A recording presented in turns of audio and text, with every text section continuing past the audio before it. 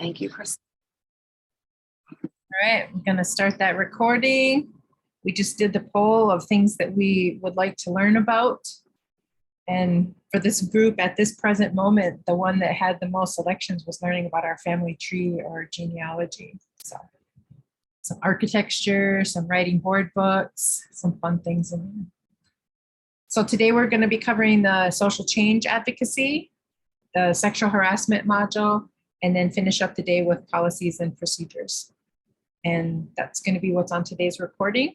And we'll hand it off to you, Rebecca. Thank you for joining us. Thank you, everybody, for joining us. Okay. Awesome. So do we have our ASL spotlight? I'm just going to pause for that.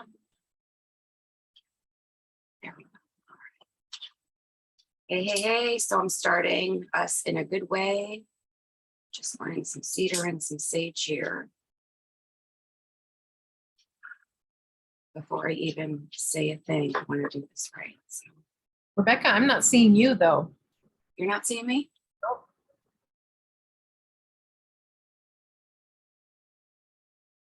We good? Yes, okay. So I'm just going to smudge us out. This is coming through the digital sphere, but like smudging, starting out in a good way. I'm Faith the West Day. So real quick, I want to just start with, I apologize and am grateful if I'm speaking in front of any elders in the space today, but I just wanted to open and say a small prayer. Let me click here. Takashila, please let us be together in a good way today while we talk about many things. Some of them are going to be very hard. Some of it's going to be very hard laughter. We're going to just be in the space authentically and bring ourselves forward with bravery and wisdom and all of the things that we can offer to each other as a family space today. So very short and sweet. Wobila Takashima Takiyase. Thank you for being with us today. My name is Rebecca Baylock and I'm with MIWSAC. I'll give you a very quick bio. Good day to y'all at Faith the West Day. I'm coming from the Blue Ridge Mountains at the Northern Appalachians on the East Coast. And I know we have folks from all over the country, which is awesome. Admitting folks as we go here.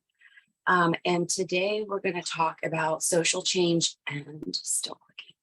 Social change advocacy. I'm a survivor advocate. I've been doing the work for 22 years. I've been with MIWSAC since the pandemic. So we're going on 2.5, almost 3 years now.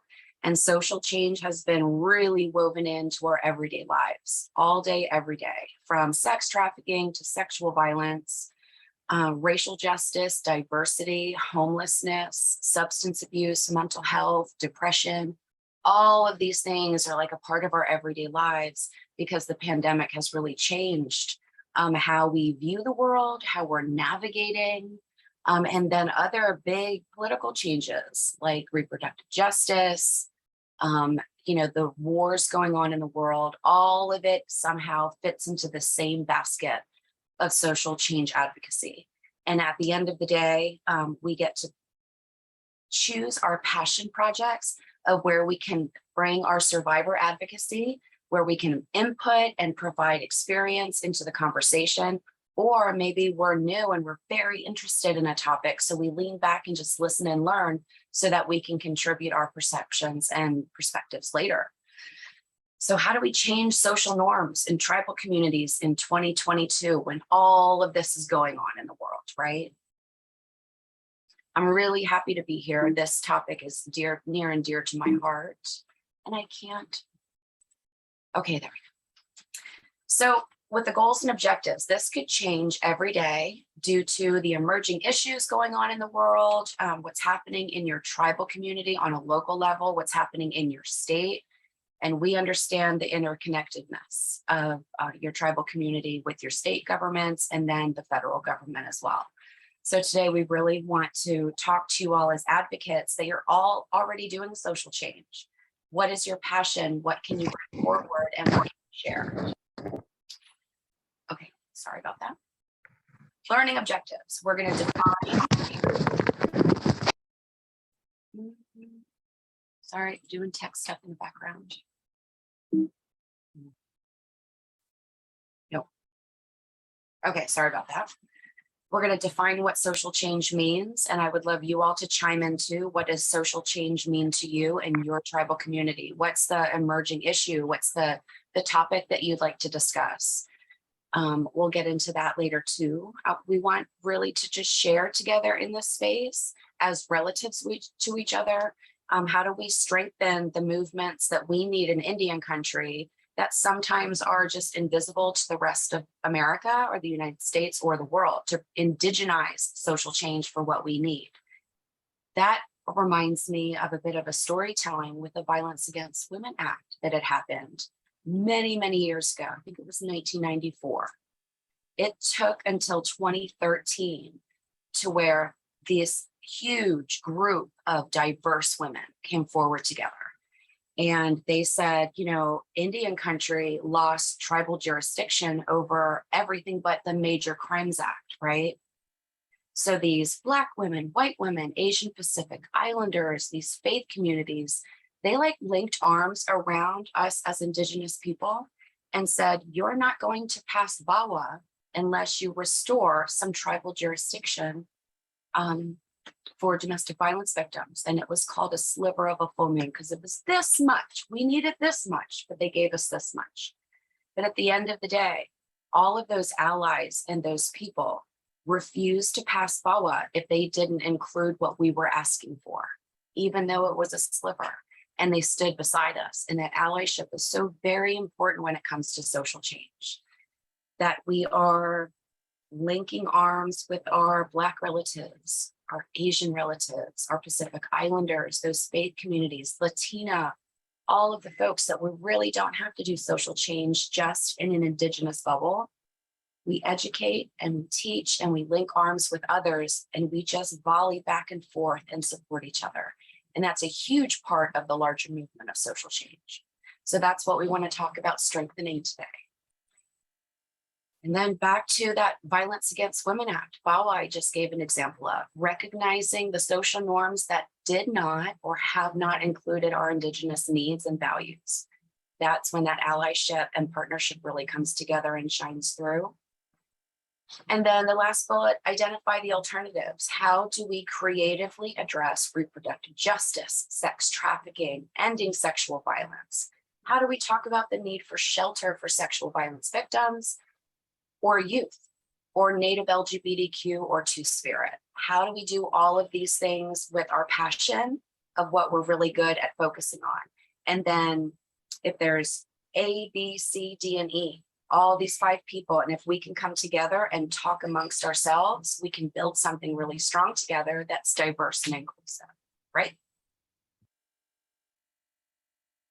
So, okay, so I have a tech thing in my way here. Okay, what are social norms? Well, that's just basic stuff, literally definition of basic.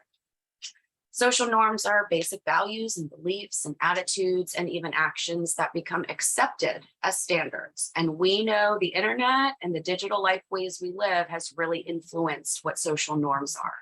We can wear like team, I'm not even going to say a name, but team whomever versus team whoever, team Brittany, whatever is happening on Twitter these days. That there are accepted standards of behavior, that we choose sides sometimes without the protein or the meat or the information behind it. And when we're talking about ending violence, we understand that we have this benefit in our movement to have privilege of knowing things like, what does DV stand for? What does SA stand for?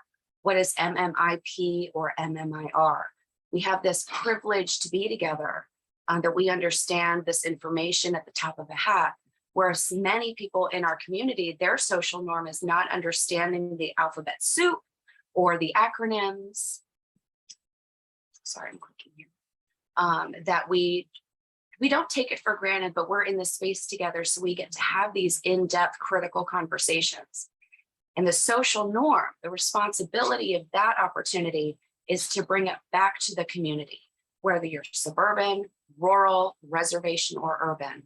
We have this opportunity to take a 40-hour together, share the space and take it back home.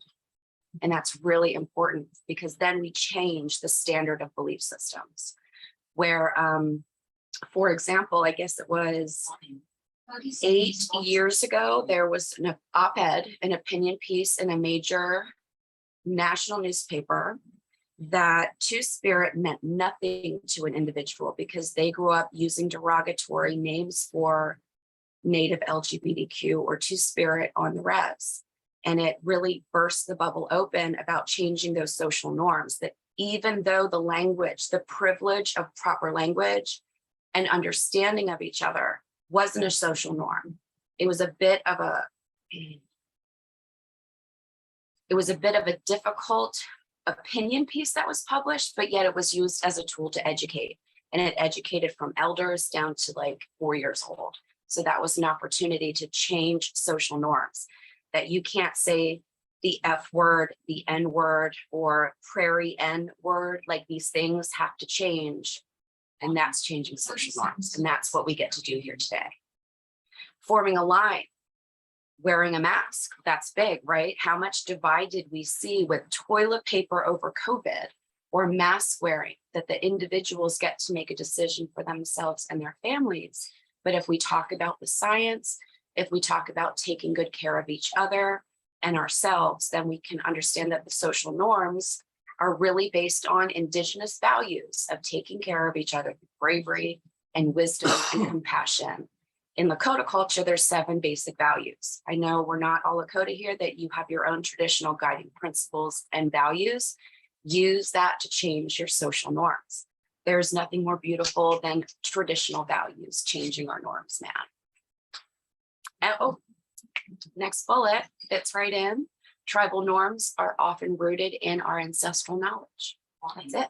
30 seconds. That's it. What harvesting, hunting, entering the water, our ceremonies and our prayers.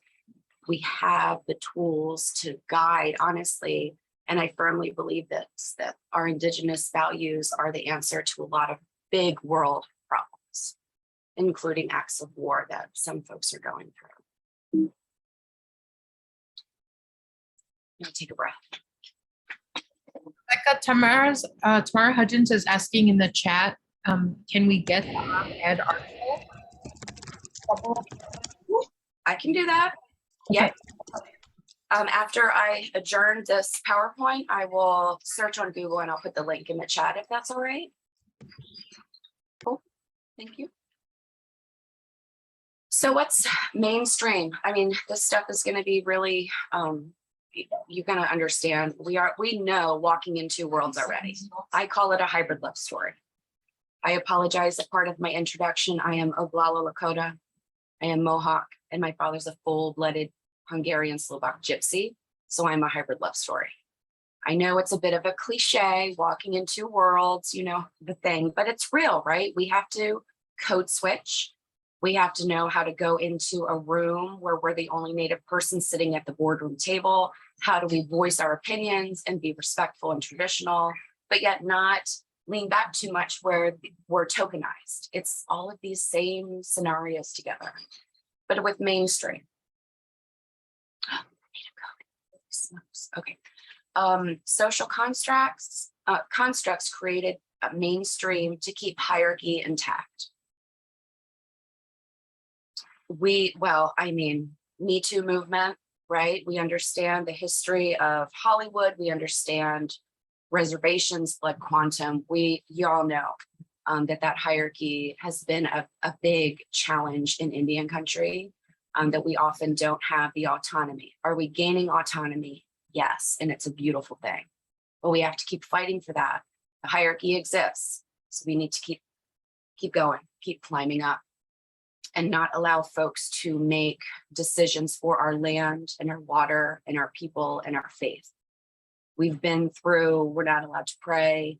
They took our lands, the pipelines. It's all still very relevant. These are all social change issues. So keep fighting. Too often mainstream is, in fact, rooted in that hierarchy of power, scarcity, fear, or compliance, or divide and conquer. divide our blood quantums to have a political identity, to be a citizen of a nation, right? All of that's present. There's a beautiful, it's not beautiful, it's rugged, but it's a great quote where power is only for those that will lower themselves to pick it up. And I believe that's the opposite of Indigenous values. And that's why I think we can really teach the world a lot. And it's about the individual, that power, again, lowering yourself to pick up the power for personal gain. And I feel like, I don't know even how to say this, because you know this, and it feels kind of weird, but tribal perspectives, that guiding principles, the values of your tribal community or your altar or your ceremony or medicine man, the healers, the doulas, all of the people that provide for the people without the coin and the paper and the money, just those traditional values, generosity, humility, honesty, bravery, sharing, wisdom. These are beautiful things that we can guide a lot of our colleagues and our allies when they're struggling. The Black community is struggling. The Latina community is struggling. Asian, Pacific Islanders, all of these diverse people are struggling. They have values as well that can go back to their ancient times or their ancestral roots. And in that, we're going to find it's a lot like this. Those values are there. But that mainstream piece that just puts people in a bucket of sameness, of power and control, de-indigenizes folks. And I know we have not nice words for Indigenous folks that act mainstream. And I'm not going to do it, but we know it. We know what those words are. When we do crabs in a bucket and lateral oppression and all of that, it's just a part of it. And if we can remember that when we're making social change, to stay Indigenous and traditional and loving and compassionate, we can make big changes. The role and purpose for each person's gift and contributions to be of value. Isn't that what it was like back in the day, right? You hear the storytelling, creation stories, and then another storytelling moment, if I may, and I'm going to smudge this one because when I talk about it, and I know not everyone had the opportunity to go to Standing Rock for the Mini-Wachoni movement when the pipelines were going in, or the fight and the rubber bullets and the water cannons and all the injustice that had happened. But if you did get to go, it was being in a village again, but it was an intertribal village of people sharing coffee and people making a cook shack and just offering food. And then someone else put up a medical tent and someone brought out the drum, and there were fires and circles and conversations, and people came from tribes all over the country, including Hawaii. And it was that role and that purpose that each person brought this gift into this camp. It was a village camp up at Standing Rock, and it was a beautiful experience because it felt like, being born in 1975, I was like, this is what it must have been like. All of this joy and love and honor and taking care of each other.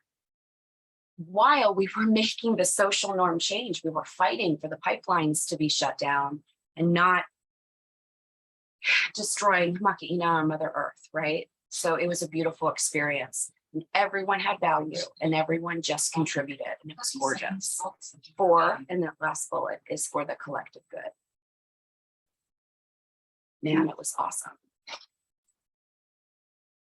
Okay, this is a big one. Smudge. Systematic destruction. Oh, this is rugged. Systematic destruction of our tribal norms. I think everyone could chime in with an idea of how that has affected your tribe specifically, whether it's a copper mine in the Southwest, or it's the elimination of the lands down in Louisiana because of Hurricane Katrina and the change of the environment, where a reservation is literally being erased by tide, where their land's disappearing.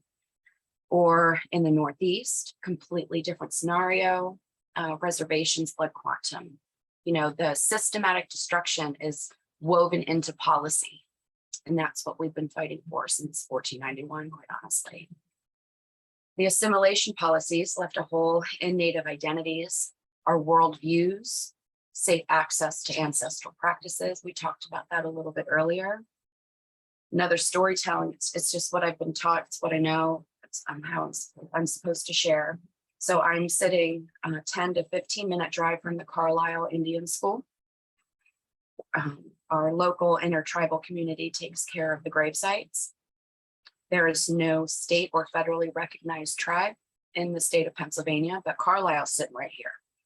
So the folks that are here, we take a huge responsibility with humility and kindness and love to take care of the children that were buried there and understand what impact that darn school had on the rest of Indian country. That is directly connected with loss of purpose on all scales. Here we have the bullet of limited opportunities to hunt and gather.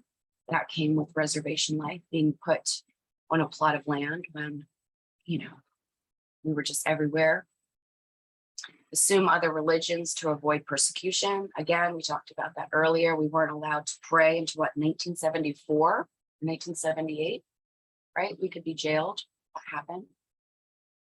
Many of you know this, but for those that this is one-on-one, I hope this is helpful. Gender biased hatreds. Well, we talked about that opinion piece that was published that kind of shattered the glass ceiling of what are you talking about, Indian man? Why are you saying that the F word on the res was how you identified as Native LGBTQ? Was it a thing? Sure, but it wasn't our thing. That was colonized thinking, homophobia, sexism. The patriarchy exists in Indian country, as does misogyny and power and control and lateral oppression and crabs in a bucket. We're going to change that. That's why we're here together. Hatred of the feminine. That's not traditional. Did it happen? Oh, yes. We understand the violence in Indian country. It's not just non-natives, it's natives too. It's also cycles of violence. It's also cycles of violence from the Carlisle Indian School and the boarding school experience. It's all the names. So put your energy to your passion. The Carlisle School and the boarding school projects, I really support because it's a part of my local environment and family story. Find your passion and where you really want to make change in social norms. It's everywhere. We have a lot of options. And then the individualism versus that tribal thing. I know it's a bit of a cliche, it takes a village, but like, isn't that our way, right? We join together, we do either consensus or village speak, or we vote, or we bead, man, a beading circle or a quilling circle or a sewing circle where you just have your mashgays, your homegirls, your family, and you get to talk about difficult things that maybe you can't talk about elsewhere. Maybe your kitchen table isn't safe because there's violence in your family. Maybe tribal council isn't safe because there's power and control. But a beading circle of creating a space to just talk about things in the natural old way is beautiful. It's just gorgeous. And that is the ultimate resistance, is when we join together to talk about things. And we do it with that wisdom and that bravery and that compassion, right?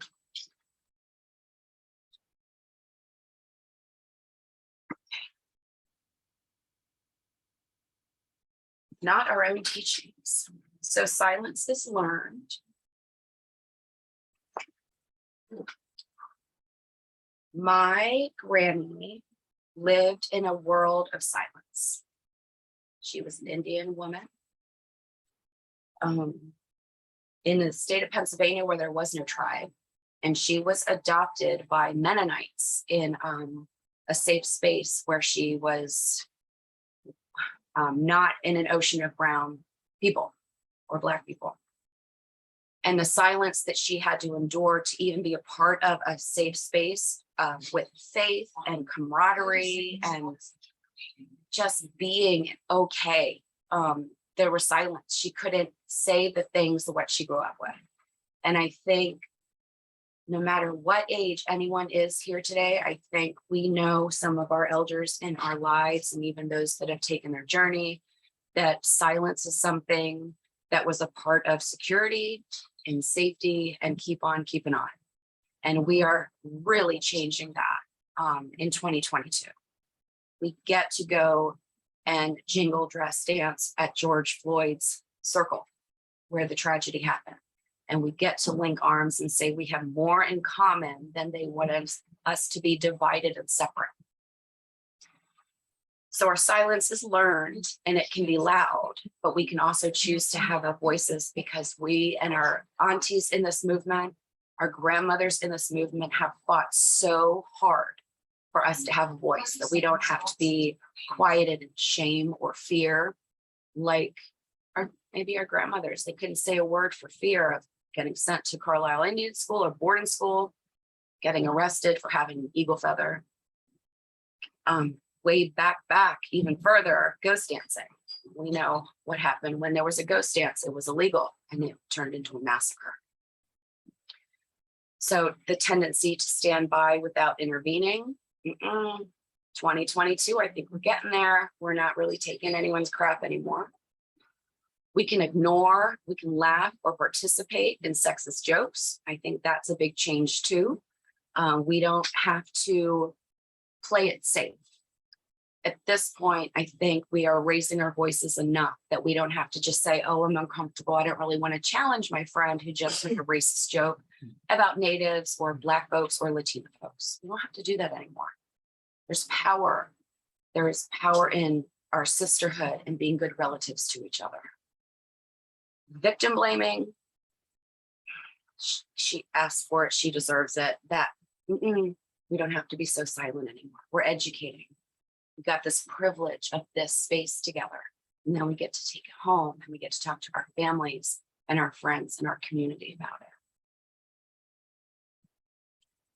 Denial, this is a complicated one because sometimes denial is a security and safety component. It's a tool for our mental health, particularly with trafficking and sexual violence and domestic violence and murdered and missing. Right? It's all the intersections. Sometimes denial is the tool that we need to keep on keeping on in the midst of tragedy and trauma. But it's not a failure to recognize it, particularly with friends and family or significant others that are around and evolving around someone who's surviving. That denial piece, it has to be a very smooth transition with what they call it, I guess, kit gloves or something, to be there for someone without telling them what to do. Just saying, when you're ready to do this, I'm with you, but I'm with you and even if you're not, and just taking the long haul, staying with someone without judgment, but not denying it. Like, you know what you see, and letting them know that you're there and that you see it is really valuable too, I think. Failure to acknowledge when we know who the offenders are. I think we're all still working on this because we got big artists, dancers, drummers, people on the podium, people leading the marches, these people with clout and they have 1 million followers, all the things. But yet they're still so popular and they're still doing abuse.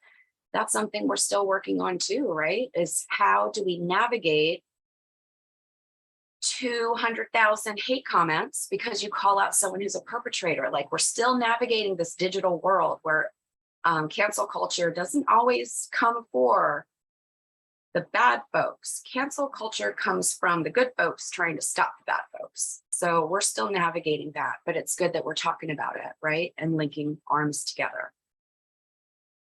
And we know the reliance on the criminal justice system to hold perpetrators accountable is still quite faulty, but we keep talking about it. We keep pushing policies, we keep voting, we keep doing all the things we need, and we keep talking to our tribal council. Learn what your codes are for the passion of your social change, whether it's trafficking, sexual violence, housing. Know what those codes are, read them, and advocate for them. It's worth it. If it's your passion, you're already in it. And then failure Failure to define your own accountability is directly connected to acknowledge who the offenders are that we know. Is it your brother, your sister, a cousin, your medicine man, your favorite drum group? Who is it? Our own accountability weaves in to the safety for other people. If we know someone is a harm doer, you know it, so we need to act on it. We need to like link arms or at least support the survivors behind the scenes. There's a lot of ways to act without endangering ourselves, because we need to safety plan as advocates. So what is social change advocacy? We're trying to educate and use our language that we're privileged to know, like all of these words on these PowerPoint slides. We want to start changing attitudes and beliefs and the responses within all of our tribes and our allies and the rest of the world, for them to understand what does it mean to be an urban native, or from a res, or living in suburbia in an ocean of people that don't look like you, don't understand your culture and your faith. It's about education, right? Connecting oppression as a root cause of violence. Again, an example was the boarding school. It's just one example, but it's present and it's real, and we can talk about that. Political constructs, reproductive justice. I don't have to go down that road. I think we all know what's going on in the world, so we're just going to keep talking about it. Find venues for our communities and our families and our children and our elders, right? Continue educating across all the generations that their ageism isn't a thing. Respecting your elders, loving our children, that's a thing. But the conversation has to be equitable. It has to be understood by every generation. 7 generations, right? Institutions, I applaud those that are willing to go into colleges and universities, tribal consultations, when we go in and talk to our funders and talk about what's happening, the effects of processes and what our emerging issues are. Those are excellent opportunities to keep educating that what we talked about last year isn't necessarily what we need to talk about this year, that it's constantly evolving. And these are some examples of oppression, assimilation. I think many of us, descendants or not born on the res, we're still learning our language, our faith, our songs and ceremonies, even powwow dancing now. Sometimes it's just about that assimilation piece, that leave no one behind, leave no native behind, bring people home, understanding the impacts of poverty and racism and our racism. We don't want to, we don't, see, I'm stumbling over my words. We can be racist too. And if we can start saying, wait a minute, don't say that around me, or why would you say that? And we address racism when it's in our own home, in our own family, then we have more equity when we don't want people saying racist things about natives, right? It has to be organic and whole. Same thing with sexism. We talked about ageism, homophobia, okay, addictions, incarcerations, and child removal. That could be a 40-hour. We could do a 40-hour on each one of those individual things. But again, you know, your heart, your experience, and your passions. Go where your heart calls you and just go all in. Keep learning and keep talking about these things. Are there any questions? I just want to take a breath. So I do want to ask, well, let's see what's next. There might be a question next. No. If anyone would like to, what are your passion projects for social change? What's your focus on? What do you want to, if you could really do something full-time and engage, is it environmentalism? Is it blood quantum? Is it ICWA and child removal? What are your passion projects? I'd love to read that.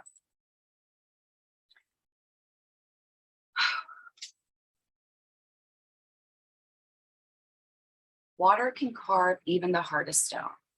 So what are advocates? We understand what we are to survivors, and to each other, we are change makers. Advocates are the water that carves away the stone of oppressive social constructs. Yeah, you change lives. Bridge building. Ooh, between peoples and misunderstanding. Love that, Trisha. Thank you. Many change agents that have gone before us, including our aunties and our grandmothers, that literally 40 years ago built this movement in a bathroom in Washington, D.C. That's how our movement was born. The elders and our those that have gone before us stepped up into the river of activism to change the damaging beliefs and practices. When they were in that bathroom, they figured out a way to work together across races, ethnicities, and faiths. And the very first tribal shelter was developed out of that bathroom. And it was a beautiful thing. With that story, every story we hear from victims or survivors can be put into our basket to inform changes that need to happen. That storytelling, though, that's a big part of our work. We get to carry those stories. It makes me think of our relative, her name is Diane. And when the Tribal Law and Order Act was passed, she was on stage with Barack Obama. And the value of her stepping up to that podium, say like the president, it was so exciting. But she told her story about jurisdiction and the state police and the tribal police and the FBI and the local police department with measuring tapes, trying to figure out who shot the gun and where the bullet landed and who had jurisdiction. Madness. And she used that storytelling to make change with the Tribal Law and Order Act that was signed into law. So our storytelling is so valuable. And we put those stories in our basket and we remember that every story is a human and every human is to be loved and their experience does not have to be in vain.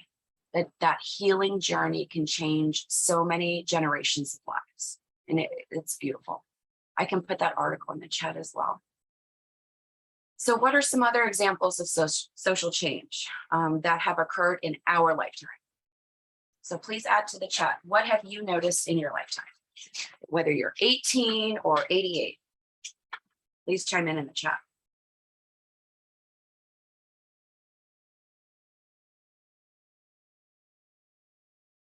Just gonna take a breath. Promote and encourage positive self-esteem with tribal youth as well as victims. Yes. Oh, this is so good, Andrea. This is the thing. The links between land and body exploitation and how the carceral state, including foster care. Oh my goodness, South Dakota.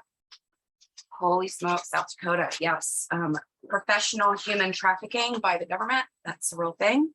And yeah, the land exploitation and the human trafficking and the man camps, all is connected. And I really appreciate that. That's still a huge, that was a part of, Standing Rock too. And the need for domestic sexual violence, similar to drug court, where only DVSA are addressed and prosecuted accordingly. Yep. These intersections are increasingly relevant in Indian country because we have a lot of cultural intersections, historical intersections, trauma intersections, reproductive justice intersections, all of these different things, right?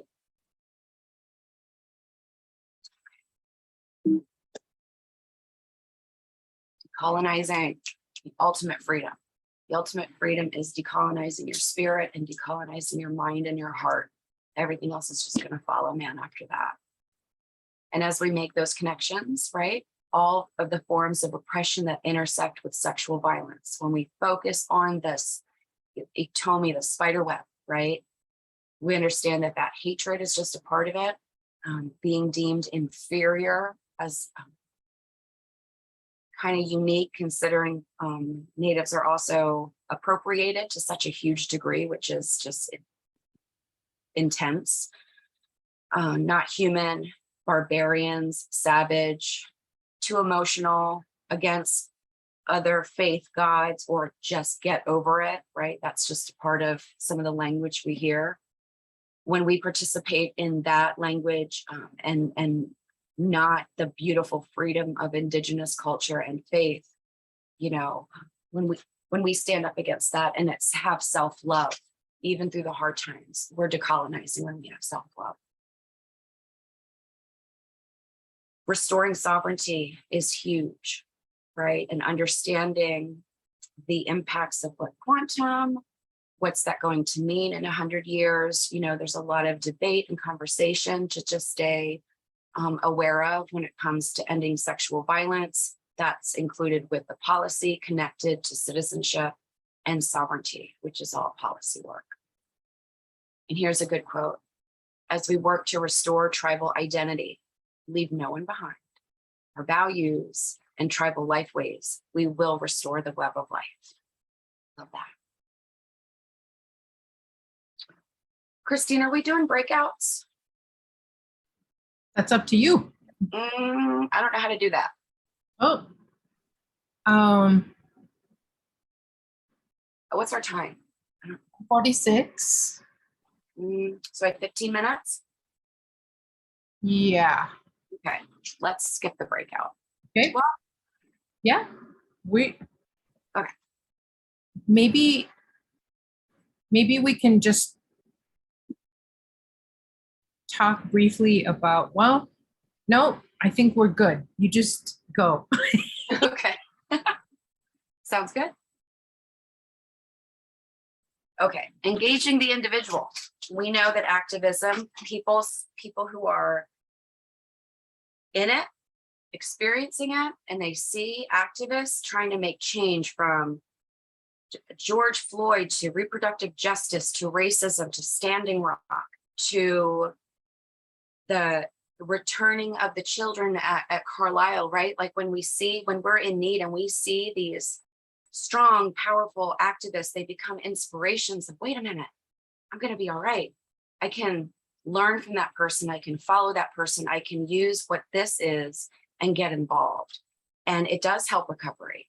I'm a survivor advocate, and my brother and I went through the same scenario, another storytelling, and he ended up going down a much different road with drugs and alcohol, in and out of jail, and some pretty bad mental health problems from abuse we experienced at the same time. And this movement healed me. It gave me direction. I looked at these people, I was just like, oh my gosh, they're like doing what I need and teaching me what I need to help others. And it just created this sense of identity as a part of this social construct to stop violence and not be a part of the cycle of it. And I think that's a beautiful thing in our communities and other communities of color too. The recovery that comes with doing this work is so valuable. And if we can replace the cycles of violence with cycles of healing, I mean, that's priceless. People and survivors are more than their identity as a survivor. They are more than the trauma and the tragedy and the violence. People have already survived. People that are surviving are warriors. And it's like across the spectrum of the intersections, not just sexual violence, obviously. And they have stories to tell. And those storytellings, whether they're creation stories or survival stories, or just, you know, the little blips of storytelling to make connections across our people and across our tribes too, it just builds and builds and builds. And when you build a foundation up, it just becomes stronger and stronger. Healing may look different than non-natives. We know that. Success does include our family and our nations and our community and our circles, our little pockets, our little homies, our crew, drum, your powwow family, the altar, all circles. When people become stronger, that's what we share in Indian country, and that's beautiful. Be present to each other for individual crisis. And I guess I'm going to translate that into our work, that sharing space as advocates right now in this 40 hour If someone is hurting or triggered or having difficulty, we want to reach out to each other. It does take a lot of vulnerability and a lot of honesty, but we reach out to each other and have the one-on-one conversations, because this work is hard. That's why they call secondary trauma. It's very hard to do crisis work. And if we can be good relatives to each other in that traditional way, we can be better at our crisis work, and we can be better supporting each other doing the crisis work. Right. So I always appreciate good relatives in this movement. Talking circles, beading circles, quilling, powwow circles, drum circles, like all the things where people get to be together in a safe space where they feel safe and they can talk honestly and there's no judgment and just support.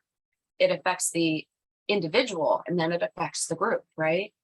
It reduces the isolation and that silence and that fear, especially if someone has experienced really hard things and they isolate themselves out of shame, embarrassment, fear, retaliation. Y'all know what that looks like when retaliation comes, or the invisibility of that quietness. Getting to talk and build relationship just builds that, again, that foundation that makes us a bit stronger. Gaining support from other survivors. This movement changed my life. I'm 22 years in. I am not even close to the person I once was. And I could say 90% of the advocates that I know, this movement has healed them, and we keep healing each other, right? None of us are perfect. We're still growing and healing, and just being there for each other is so important. And then it decreases self-blame. Just a part of the process, being there and having someone say, it's okay, it's not your fault. That's what advocates do, right? We do that for our people we're working with, and we do that for each other. So, sorry, opportunity to increase knowledge. Again, we have this privilege, our privilege and our oppression is like this.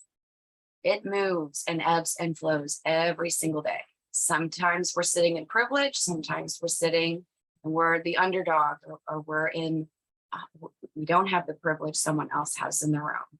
But we'd always have the opportunity to learn, to listen. One day we're going to teach, the next day we're going to be the student. But at the end of the day, we have the opportunity to teach the 7 generations. I get to go to my team tomorrow and debrief about this conversation, this time together, the comments that were in the chat, and you all get to take some information that may be new or something fresh from our presenters later today and take it back home, talk to your children, your grandparents, your program. That we just keep increasing our knowledge, and by listening, right? That's really important. Yeah, root cause. So sexual violence was intentional and has been used as a tool of oppression. And this says, in order to colonize America. It has been used to colonize the entire world since the beginning of time. Sexual violence has been a war crime and a tool to oppress and commit genocide and all the horrible things that have happened in the world. In fact, it's still happening today in the Ukraine. But we know the root causes. We can also follow that through the boarding school experience, where we have children, generations of children removed from loving parents, families, clan systems, put in a school where there were no hugs, there was no love, there was no affection, there was no traditional education and storytelling.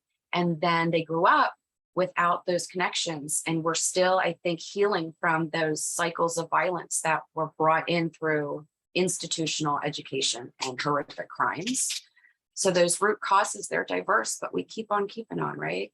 We keep talking about it and healing from it and discussing it. And that's analyzing the impacts.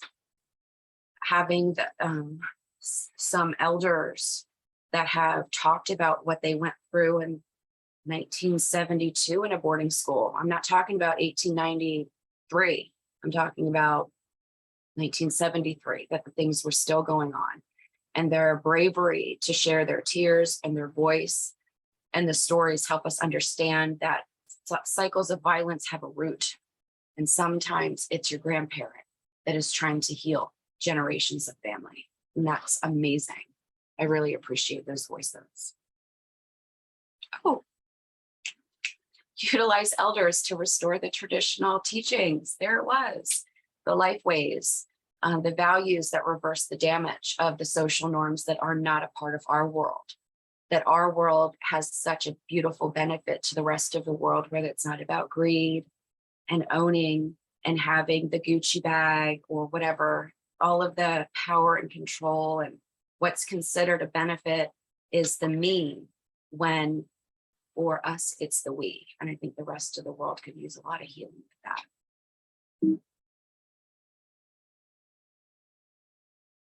Okay.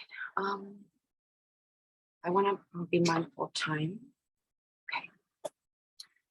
We will put a link in for the Solidarity Shawl Project. I don't want to spend too much time on this, but the Tribal Think grew from an idea generated by a few into a reality. And there's a shawl project and a barrette project at MIWSAC that created this opportunity to kind of enwrap and wear something that stood together as a group, as a clan, as a tribe, as a village, that it represented. We're doing this work together. And you also have a great shawl out of it, and to dance and wear at conferences. And I also share the chair ceremony as well. A great public awareness tool for y'all to consider. We will put that in the chat. That crafting time, though, is so valuable, and to have something so beautiful after is amazing. There's some pictures. Look at all those red shawls. It's just awesome.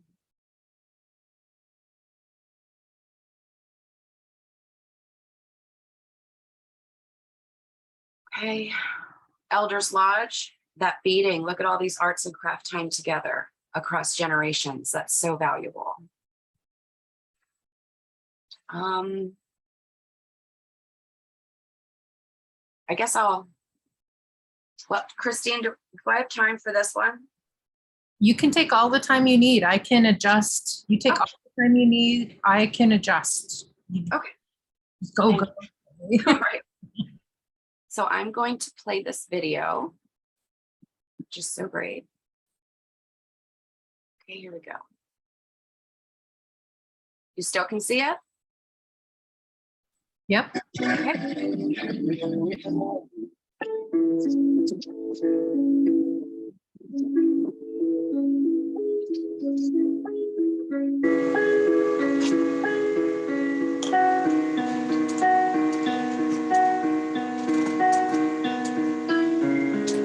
Yeah. 89, we say hello, he says goodbye, daddy left when I was 4, they made us cry, you and I, Clyde and Bonnie, of modern day, drama came, and friends left, but mama stayed, through everything, all the fights, and all the pain, all the change, I hate my dad, don't want his name, told my mom that I'm a one, didn't understand, all the things going on between her and my dad, but I was stubborn, I know that I make it hard, you always said, son, I know you're gonna make it fall, believe that, I need that in dark times, I think of what you did for me and my heart shines. You took my hand up this mountain, made it your climb. So when I shine, mom, you shine. Yeah, single mother with the all stacked. Raise the king, one day he'll bring it all back. All my life, just me and you. Times got tough and you see me through. I ain't gotta tell, we ain't have a plan. Raised by a woman who made me a man. I know I ain't home when your boy's grown. I need you to know that you're not alone. I swear that round you will be my soul. Forever in my heart, you could be my soul. My soul.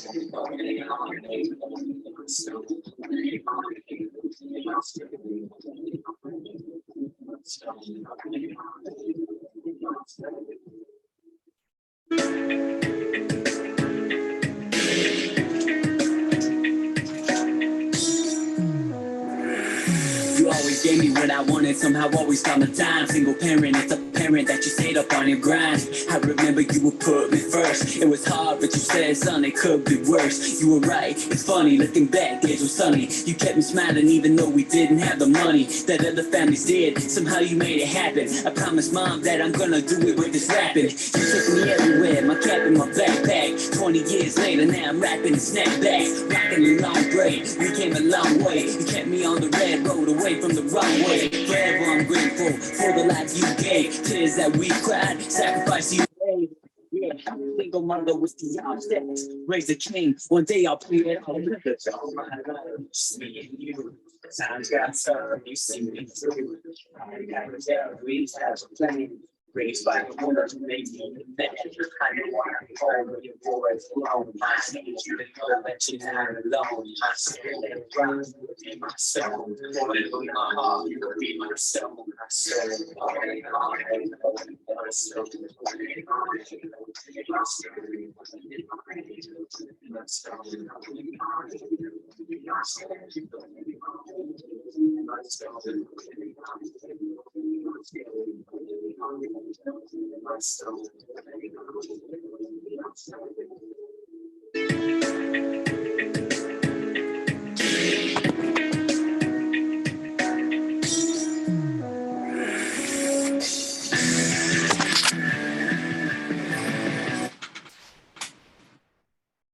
Okay, here I come. Let me figure this out real quick. Here we going. Okay. So I love that. Why do I love that? Because your social change mojo and your passion can be in your regalia.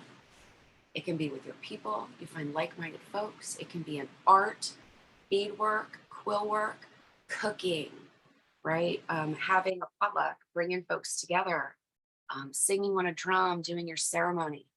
All of this change making is about finding your people and whatever medium is. Maybe your medium is doing a PowerPoint presentation.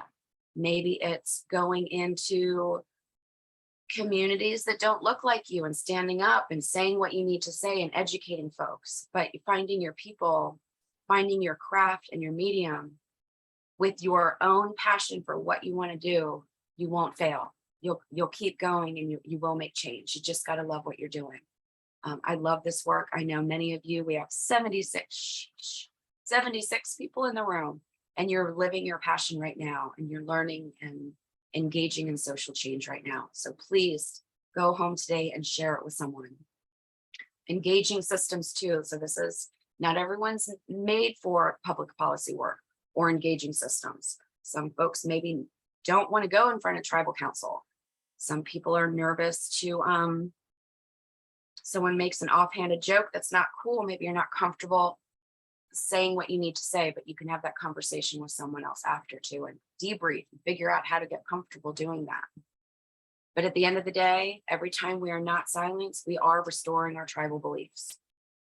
Talk to your kids, your partner, your lover, your best friend, your cousins. Just keep talking. Integrating, again, that's a very traditional value, the wisdom and the bravery and the compassion to share with each other everything that we're learning. If you can, of course, we want to weave these values into policy that's going to make actual change with jurisdiction, tribal codes, and then also funding, right, for shelters to be more inclusive to sexual assault survivors or sex trafficking survivors. The world is, there's a lot of domestic violence shelters. There's a lot of dual programs, but it's not always equitable. So we need to keep talking about that to create more equity. And we can do that by talking to tribal leaders, writing letters, or just, talking in that beading circle. Taking a minute and asking the MC at a powwow to like do the silent witness project or the shawl ceremony, putting a chair in the middle of the powwow circle with a shawl on it to represent murdered and missing relatives, or those that have lost and taken their journey due to acts of violence in the families, and then inviting those families to speak if they would like to. All of this can make big change and affect someone who's sitting in that silence that isn't ready to talk yet, but that bravery is going to build up. And that's engaging our community. Reducing the individual is just, come on, leave no one behind. Just keep them coming. Keep an open arm and be very welcoming. And ending the lateral oppression. If someone gets a big following and they're saying good words, celebrate them, right? Don't let people tear them down out of jealousy and the crabs in a bucket mentality. That coalition building is just a part of that process. And integration of traditional life again. It just restores our wellness. It's natural. It's a natural life way. And then this is my last slide. I want to, again, say thank you for the elders that I got to speak before today. I want to offer anyone who has any thoughts in the chat of something you would like to share after the social change. What's your passion? What would you like to see in your community? And here's just some street art of the Chambleshka, the medicine wheel. I do understand that every nation has their own version. So I want to give photo credit to Native Hope. This is the Lakota medicine wheel. Understand that balance, that integration, our traditional values and teachings, all of the races, all of the faiths, all of our survivors and harm doers that have survived, that we can be together and we can heal with each other, because that's the foundation of social change. Oh, I need to take Wopila Tonka. Thank you so much. With that, if anyone would like to add anything to the chat, it's all yours. And with that, I'll pass it back to Christine. Miigwech, Rebecca. Miigwech. Are there any questions for Rebecca? Any comments that you'd like to share with the group?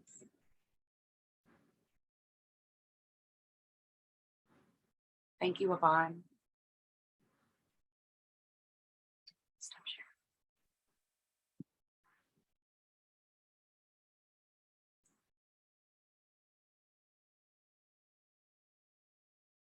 Yeah. One of the things that I think is super important to remember is that our role as advocates can be so instrumental in creating entry points, right? You know, not everybody is ready to go get on the microphone and you know, I remember being invited to a Take Back the Night event when I was coming out of my violence, and I was too afraid.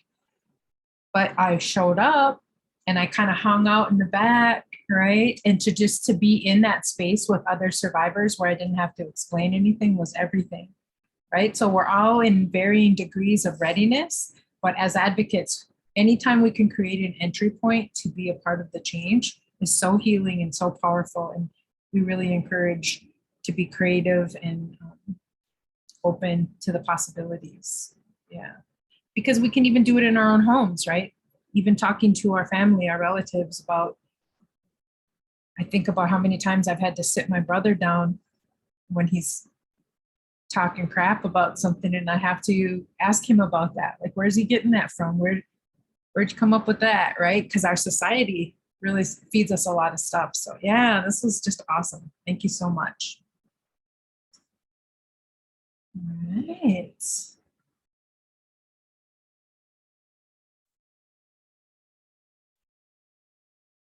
All right. Well, let's take a break. Let's take a nice juicy break. We'll have Linda come back. Let's see, what time is it? 2:10. Come back at 25 after the hour, a 15-minute break. Is that good enough? Long enough for folks? So we'll come back at 25 after the hour, and then Linda will be joining us to do the sexual harassment module. Okay? All right. Go take care of yourselves, get some snacks and water. Definitely drink that water. And I'd like to say a big fat thank you to Hannah and Hercules for the ASL. Thank you. Thank you so much. All right, see you in 15. I'm gonna pause this recording. In the chat, a couple of different links that you can review and save the information. You should know that all states have some type of language revolving around sexual harassment. So it'd be good to look through and see what your state says. And then further, what does your tribe say? Or what does the city say? So the goal and objective of this module is to just provide basic information about sexual harassment laws. Also about the victim impact and the role of advocates for victims of sexual harassment in the workplace. Some of the objectives include defining sexual harassment in the workplace, and we'll speak specifically about Minnesota statute because that's where our coalition is located. Recognizing victim responses and the impact of sexual harassment, and identify the role of advocacy. So in a discussion, you can just go ahead and, I don't know how you guys are doing this. Do you just have people go in the chat?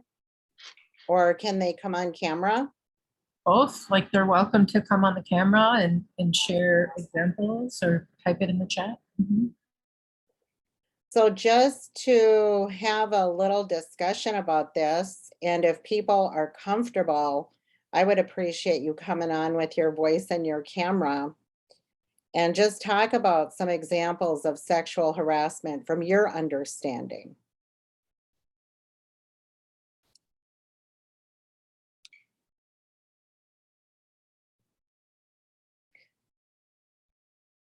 Stalking. Yeah, if you're working with somebody and they have taken a special interest in all that you're doing and where you're at or who's calling and all of that, that could be perceived as sexual harassment. Does anybody else have any other examples? What about staff? Can you add a couple things in there?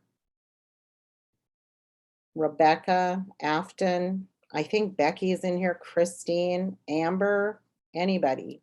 Unwanted text messages, any messages on Facebook, social media. It's super pervasive, especially in time of COVID and this generation, where you can receive lots of correspondences that were not invited, especially of a sexual nature. Yep, Becky.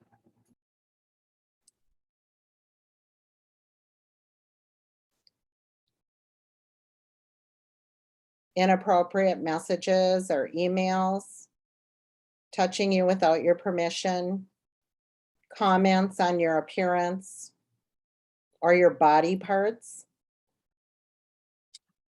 A staff member saying all the inappropriate things or rubbing against you at work. And even sometimes it can come out in benevolent sexism, where it's more passive and it has that coded language, such as body parts, like other people said. So they can show up in a lot more discreet ways. Asking excessive questions about your dating life. This is Christine. It could even show up as outing somebody if inadvertently just saying something that is not information that has been given out.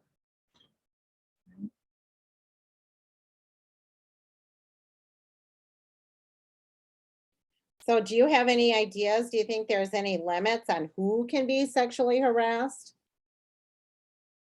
Or is that pretty much across the genders? Anybody could be sexually harassed. And do you think that sexual harassment shows up differently for Native folks?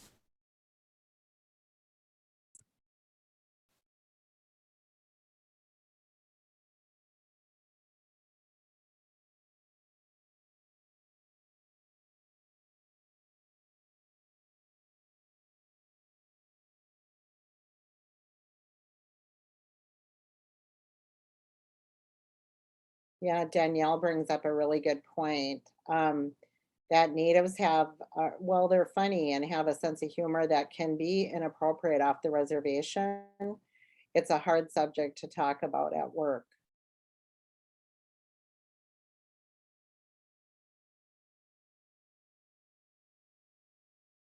Afton, do you have anything to add to this?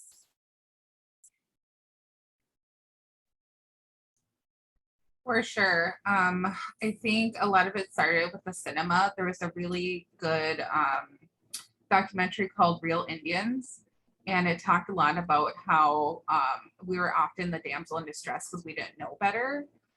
So I think just those are some of the images that a lot of people received, especially in the 60s, 70s, or as Indigenous people as savages, where we aren't wearing much clothes.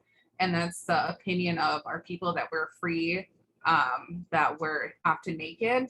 And so that just shows up that we don't have, people may perceive as us lacking boundaries and body autonomy and welcoming touch and sexual harassment when we know that that's not true.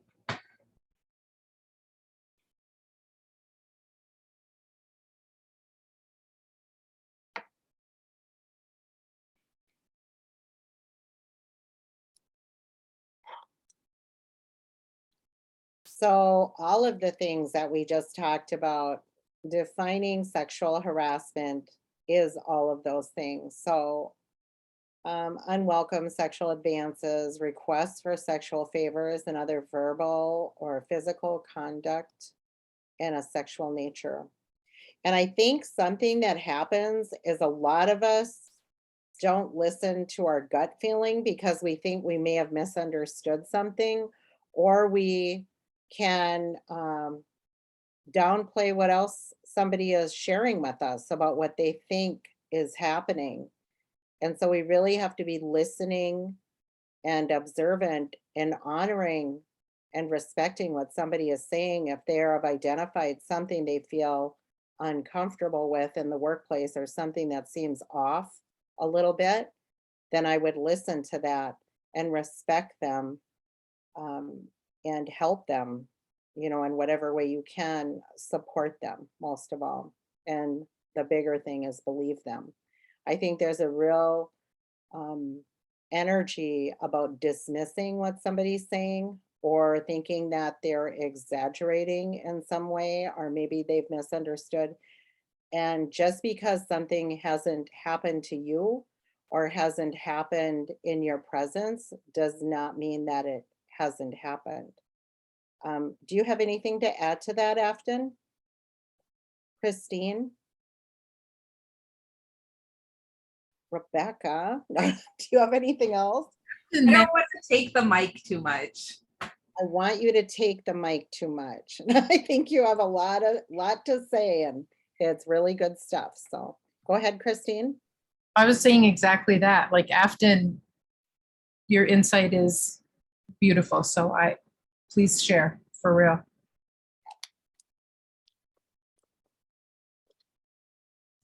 Does anyone else have any maybe ideas? Maybe any attendees?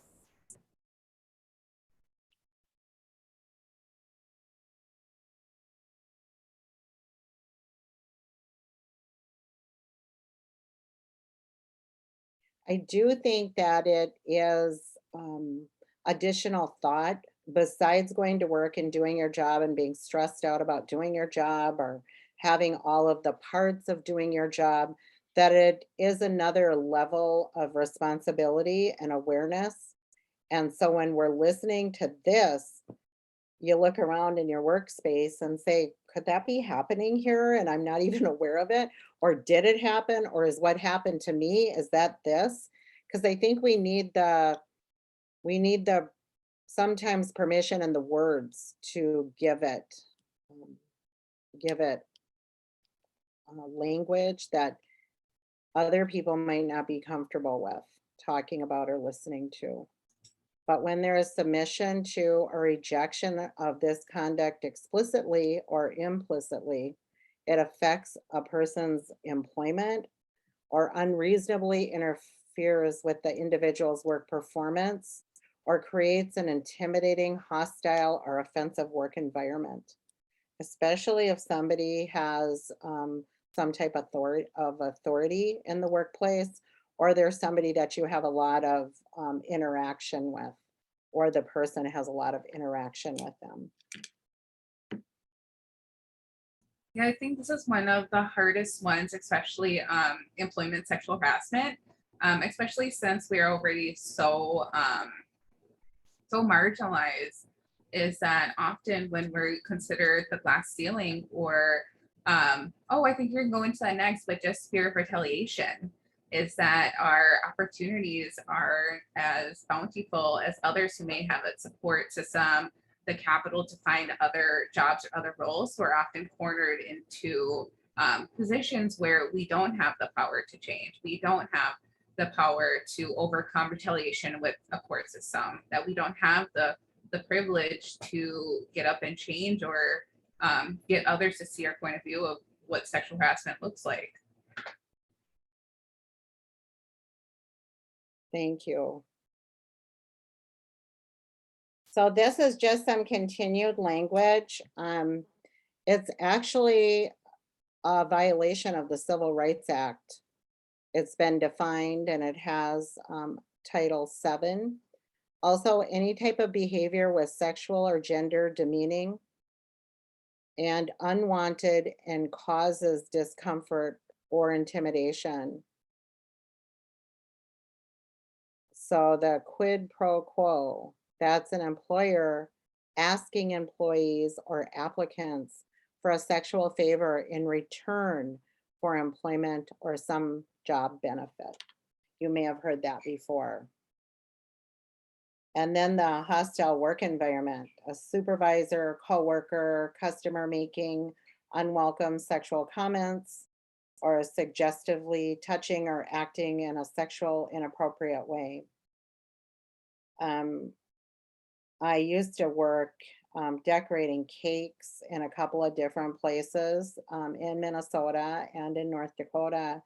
And in one of those places, one of the girls in high school came out and was talking to me and unloading things while I was decorating. And she told me that she got trapped in the walk-in cooler by somebody. It was a guy that we worked with. And she said that he wouldn't let her out. And she thought he was kidding around, but there was also some type of fear that went through her. And he was talking to her about going with him or being with him. And she was uncomfortable, but also a little scared. And then his relative was in a leadership or management position. So it was really kind of a dynamic.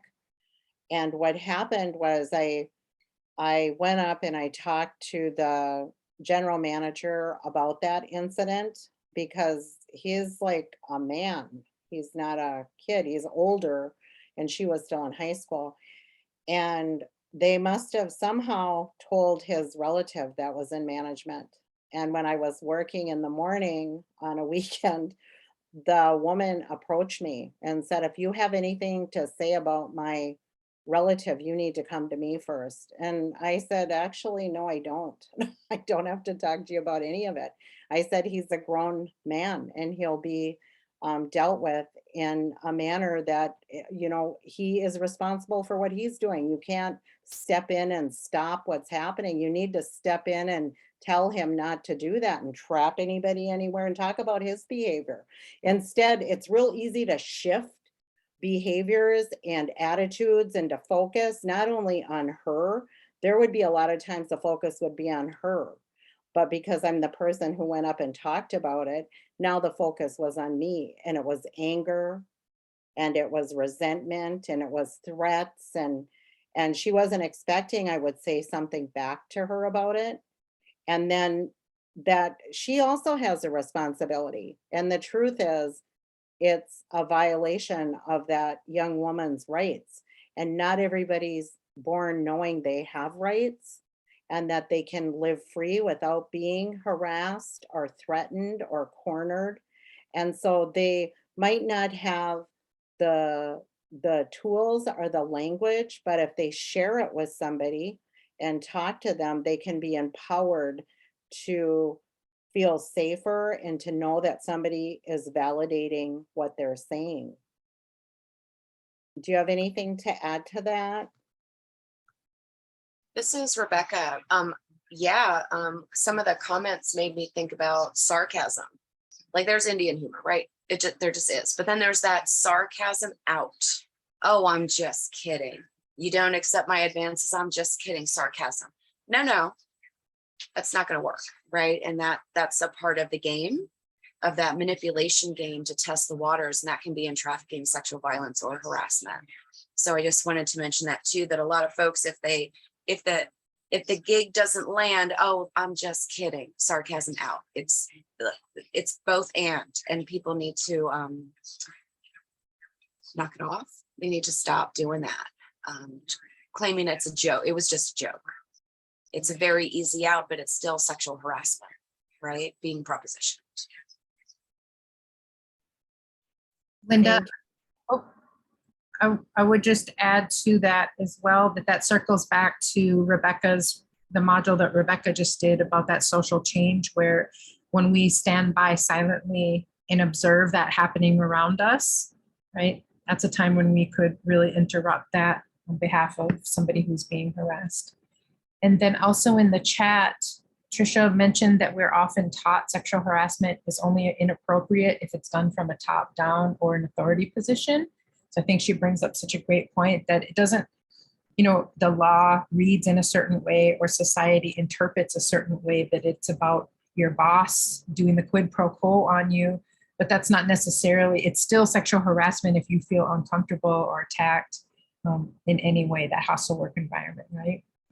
And then also Lola asked a question, how do you deal with an elder who is also a bundle holder who thinks he has to kiss women on the lips?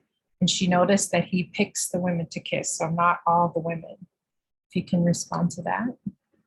I think there is a way to address that, and I think you would probably have a good way too, and probably many people on here, but I would go to them respectfully, even whether it's with tobacco or whether it is with whatever you have in your tribe as a custom or a way of bringing a way of honoring them, whatever teachings they might know. Just because they're doing it doesn't mean it's all right, because we're going to have a whole module about that too, about what can happen when we have too many permissions to any one person. And regardless if they're a pipe carrier or the clergy, or if they are a sun dancer, or they are, what, Muslim, anything. It's when you are stepping into somebody's space and forwarding yourself into their place, is no idea, what somebody has survived. So I would respectfully ask them and empower people in the circle that you are not obligated to kiss anybody or to let anybody kiss you regardless. I think that's a teaching that comes with our children. While there is the respecting elders and older folks, there also is the right to your own personal safety and listening, letting children listen to what their bodies are saying, but we too have that right. So just because it looks like this is a custom and there's some people that are kissed on the lips, there's also, we're in the time of the pandemic, which I would think any type of that close body contact and that type of interaction is not safe, but it's not appropriate if somebody doesn't want to be kissed, regardless of what position that person holds in the community. There might be other parts. It's kind of like my permissions outweigh your permission, so I get to do what I want. That's not appropriate, and it's not safe. I don't know. Do you have anything to add to that, folks?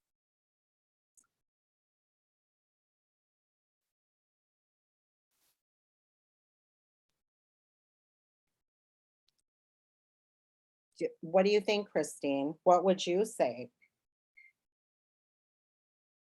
I think you said everything. Like that's exactly what I would say. I mean, Comfortable position either. I mean, you can have people say things to you after you make a statement, but you are speaking the universal truth. It's the truth, whether we're standing here or whether we're in your homeland, that it's not okay to get into somebody's face and do something to them. If if they're not a willing participant, or maybe they're unsure, they still have the right. I mean, we want to empower all people to say and do things that create a safer community for all of us. And that especially has double the responsibility for somebody who has taken a place of authority and respect and honor amongst our people. If they're a tribal leader, or they are in the church, or they are a pipe carrier, a bundle carrier, I think that's added responsibility on doing what is right and in the best interest of all of our people. Yeah, I think you really said everything that I would say, just in terms of like, there's a time and a place to address it publicly, or, sometimes it can be helpful to talk to the person that got kissed. I mean, you have to follow your instinct on it, because also, I remember an incident that happened to me with a realtor, actually. It's, you know, it's just one of those things that when I sold a house a long time ago, and to do the paperwork, we went out to dinner with him and his wife. Like, I went out to dinner with him and his wife, and then we had a good, friendly relationship. And so I gave his husband or his wife's, really nice. And I gave her a hug, and I gave him a hug, and he turned his face and kissed me. And so I had to make and this is a realtor, a non-native realtor dude. So I had to make a decision in the split moment, how I was going to respond to that. So it is uncomfortable. It is by design that a person who is going to take advantage of a situation is going to do that, banking on the fact that we're not going to say anything, right? So after I got over my shock, I didn't know how else to say or respond in that moment, other than saying that was not cool. And I just kind of shook my hand in front of him and said that was not cool. So, if as survivors, if we, in Indian country, we're often have multiple incidents of violence in our life, and it can impact how we respond in the moment, right? Based on whether we were believed or not, based on whether we have support, based on the retaliation we may experience in our communities. So you have to follow your instinct on when it's going to be safe enough to interrupt or intervene. And, there's no one right or wrong answer to that. It's but also to not stay silent forever either. We do have to push the needle. We have to move the needle on not allowing people to do that and continue to cause harm to people, especially in spiritual situations, right? Okay, yeah. I also think that it can be the beginning of just testing to see what else can they do. If they do this today, then. I agree with that. And then, Linda, I just had one other thought about, one of the things that is in our power as advocates as well is, what are the tribal codes on the books in our community?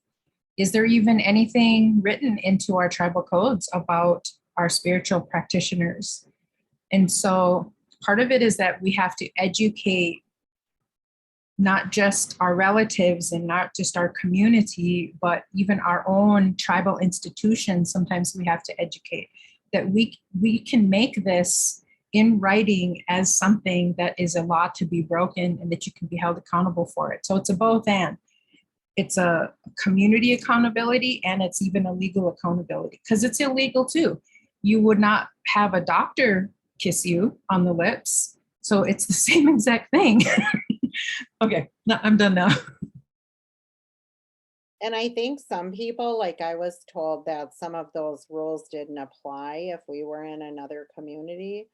But I think that when we accept and take federal money and state money, then there are the obligations and responsibilities that come with that, besides the overall universal truth that it's wrong to do that to somebody. So here is the statute in Minnesota. Like, these are not my favorite things, but it is important to read that. And if you don't have access, you can ask the partnerships you've probably made with law enforcement or the prosecutor's office. Have a conversation about that when you meet them. Say if you're on child protection team, or if you are on a CERT team or a coordinated community response team. These are some of the things you want to all have an understanding of, because the way we interpret that as advocates can look different than the way the law enforcement looks at it. And that can look different than how the prosecutor's office looks at that, or the HR office for the tribe. So we want to make sure we're having those conversations, because those are points where we can do some educating and create healthier communities to live in for our people, and safer for the employees that are there to work with everybody. So it does define it very clearly in Minnesota. You can see that it does include the unwelcome sexual advances, requests for sexual favors, any type of sexually motivated physical contact, and then verbal or physical conduct or communication of a sexual nature. And that includes when submission to the contact or communication is made a term or a condition, either explicitly or implicitly, for obtaining employment, public accommodations, services, education, or housing. And I think most of us have heard stories about people and their rent and different things that have happened with landlords or offices that are wherever there's an exchange of power and services, or there's a dynamic, there is the opportunity for these types of things to happen. Also, a submission to or rejection of that conduct or communication by an individual is used as a factor in decisions affecting the individual's employment, public accommodations or services, education, or housing. The conduct or communication has the purpose or effect of substantially interfering with an individual's employment, public accommodations, public services, education, hostile or offensive employment, also, again, educational and housing environment. One of my granddaughters is starting college, and for her, what we do, or what I've done, is have her sit with me, because we're not born having the language to be able to communicate with people who've been doing their job for a long time. So it might take some practice for people to understand that there is, a mastery of the language to even say what is right or what is wrong. At the bottom, we know no means no, but sometimes people don't have the language to say what they have to say. But listen, it's telling them to know what they feel about what's happening, and then us believing and supporting them about what they feel is happening. And I'm almost positive many people in this virtual circle have had, experienced, or witnessed or heard of these things happening along your lifetime, and in different places, including universities. Anywhere people or humans go, these type of things can happen, these dynamics. Do you have anything to add, Christine? You're lit up. That's why I'm saying that. I wasn't sure if you're coming off of mute. She was there to laugh. No, I'm just kidding. This is Rebecca. I'd like to just chime in with a really valuable and simple tool that we can all do in our privacy, whether it's for ourselves and our healing, or to go to the next level of sexual harassment in the workplace, but document, just in a journal, on your notes app, in your phone, just to like track your experiences, should you ever need it for, losing your job, your apartment, all the things. That documentation and just having a diary of your experiences can be really helpful after the fact. And I don't know that we talk about that enough.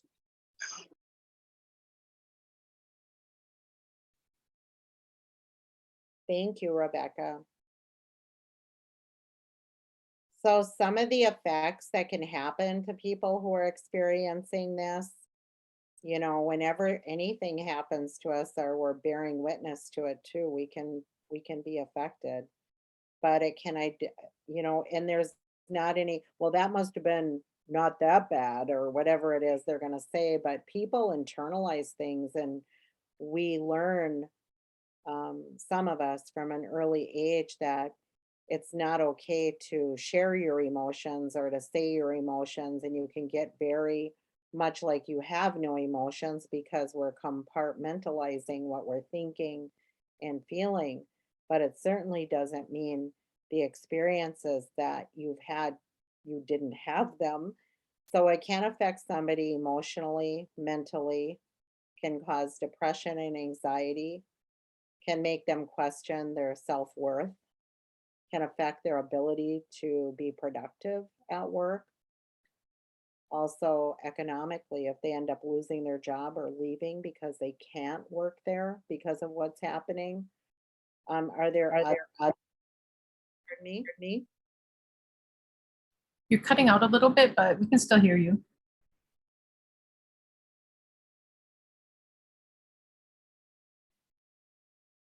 Yeah, the recipient defines and identifies whether or not they have experienced sexual harassment. It's not through our observations. We just need to listen.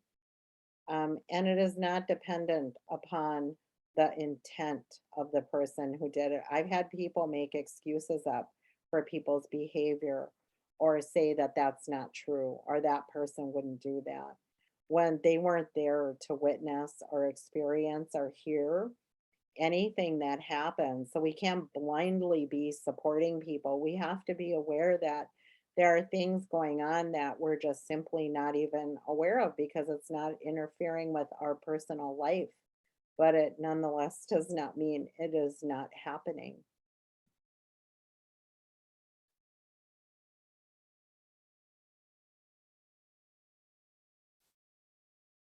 Okay.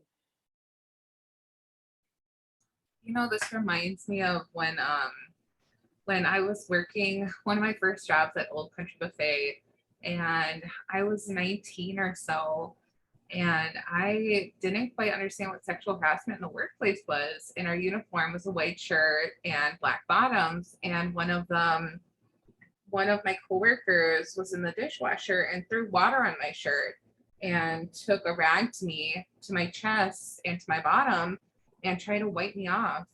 And I didn't know that that was sexual harassment at the time.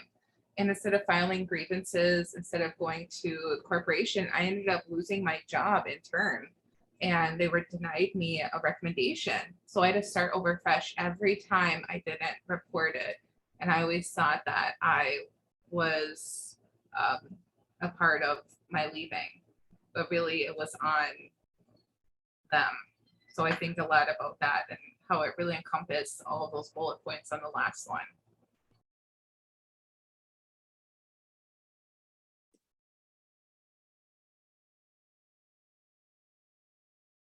So some of the common responses to sexual harassment could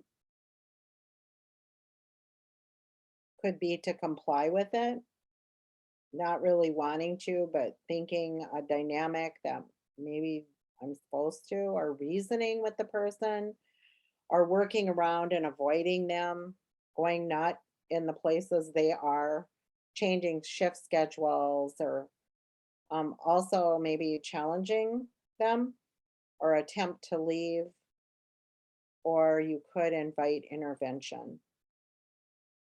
Some of the other examples are putting up with it or playing it off. What is that? Playing it off like it's a joke, trying to explain feelings, avoiding the offender, confronting the offender, looking for another job, talking to coworkers, not knowing that they could talk to. I've worked also with people, and I've seen people work with people who didn't take this stuff serious because they never felt the effects of it, or they didn't care, or they were doing something to, remember being the silent witness, and people are telling you, but you're denying that it's happening because maybe it felt like it's too much work, or maybe the person who is harassing somebody has qualities that are valued by the employer. And so there might be some dynamic that makes people think that nothing will happen. Or maybe it's really, really real that something isn't going to happen because of the role they hold in the organization or in the workplace. There's all of those dynamics that could happen.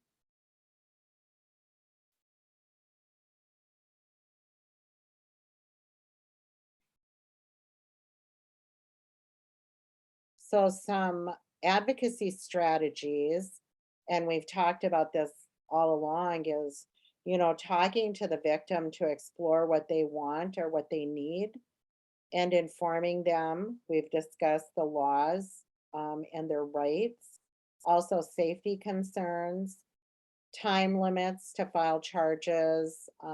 There is statutory limits, 180 days for many state laws and 45 days for federal. Also providing support and accompaniment as needed or as requested. Some people didn't even know an advocate could come with them or could help them. And it really has to do with if that person wants you to be there, that you can be there. And sometimes that is so empowering, that the only reason that you are existing in this room is because I need you to be here. Not maybe you don't have a lot to say, but you're there for me. Also advising victims to keep all written records, including any emails, texts, documentation, any photos, any videos. And you can, as an advocate, assist them with filing a complaint within the workplace, also filing a complaint with the Department of Human Rights or EEOC. Some people can afford to hire a private attorney, and then finding alternative strategies defined by the victim. Sometimes it sounds like, something that they would want that you didn't even think about, that when they explain to you would make sense. And if they're saying that this might work, like if they transferred to another department, if this person isn't going to be dealt with or given any type of warnings or discipline for their behavior, then is that something that might be able to happen where I could move to another department, or where they move that person to another department, or they make it so that they don't have access. But really what they're doing is prolonging something, because that person's behavior is probably more than likely going to continue no matter where they're going. They wouldn't just stop because now this person is not in there is a pattern of behavior that is developed in somebody who does this type of harassment for people. Is there anything you would like to add, anybody?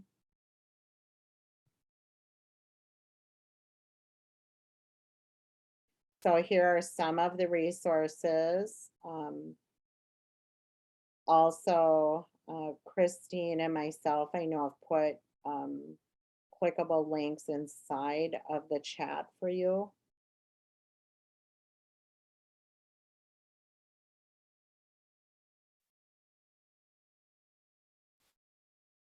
So some of the implications for change with system change is assisting and enforcing sexual harassment laws within the tribe and the state. Also, sexual harassment laws are not always equitable for American Indian, Alaska Natives, and people of color. For social change, we want to raise awareness about sexual harassment in the workplace, and identify behaviors related to sexual harassment. Also work to educate community and tribal responders. So if you get the opportunity to go into the different districts and talk about sexual harassment, or talk about any of these modules that we're sharing, you are doing your part to create social change and systems change by providing education and a space for people to hear and to learn and to share what their own experiences have been and maybe ideas of what they have done, or they gain ideas of what to do for their relatives in their community. Do you have anything to add to this? Christine, Rebecca, Afton, Becky?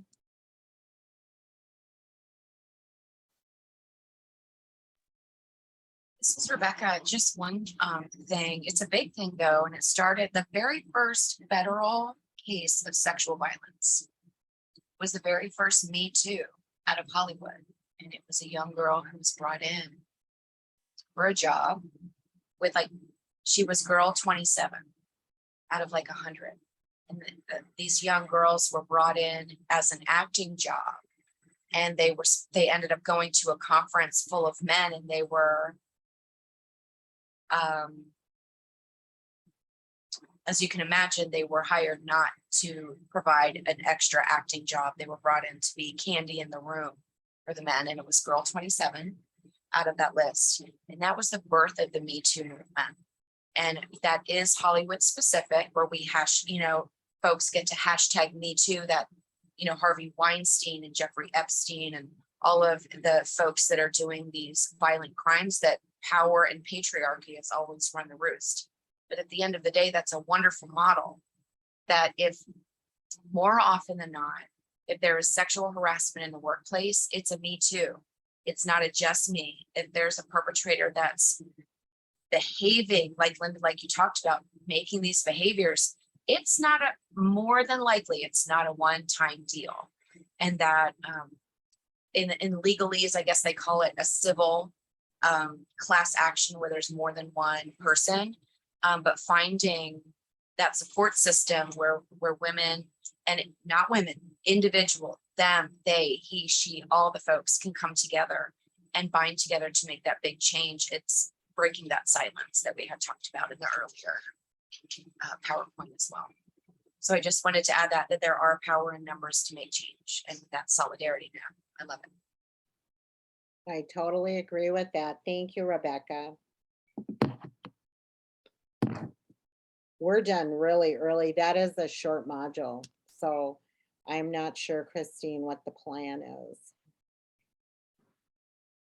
So I was thinking, thank you so much for that.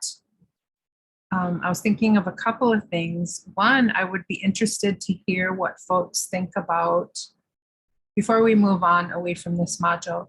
So somebody in the chat had earlier mentioned about our humor in our communities. Man, we can be rugged, right? And so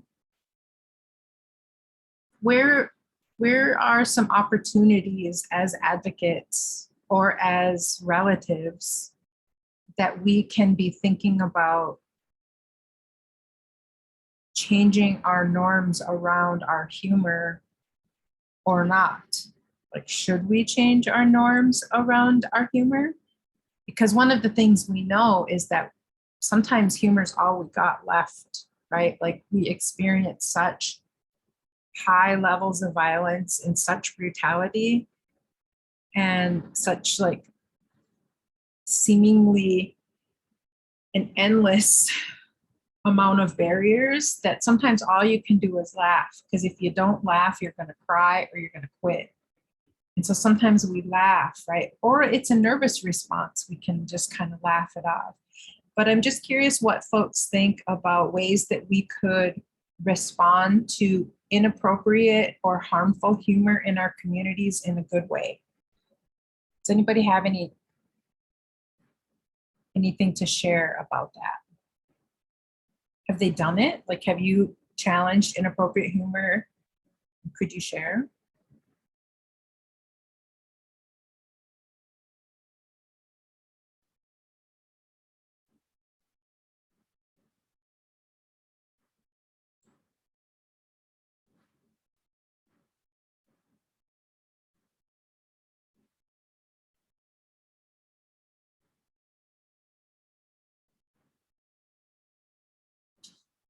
can share it, but I didn't do it well.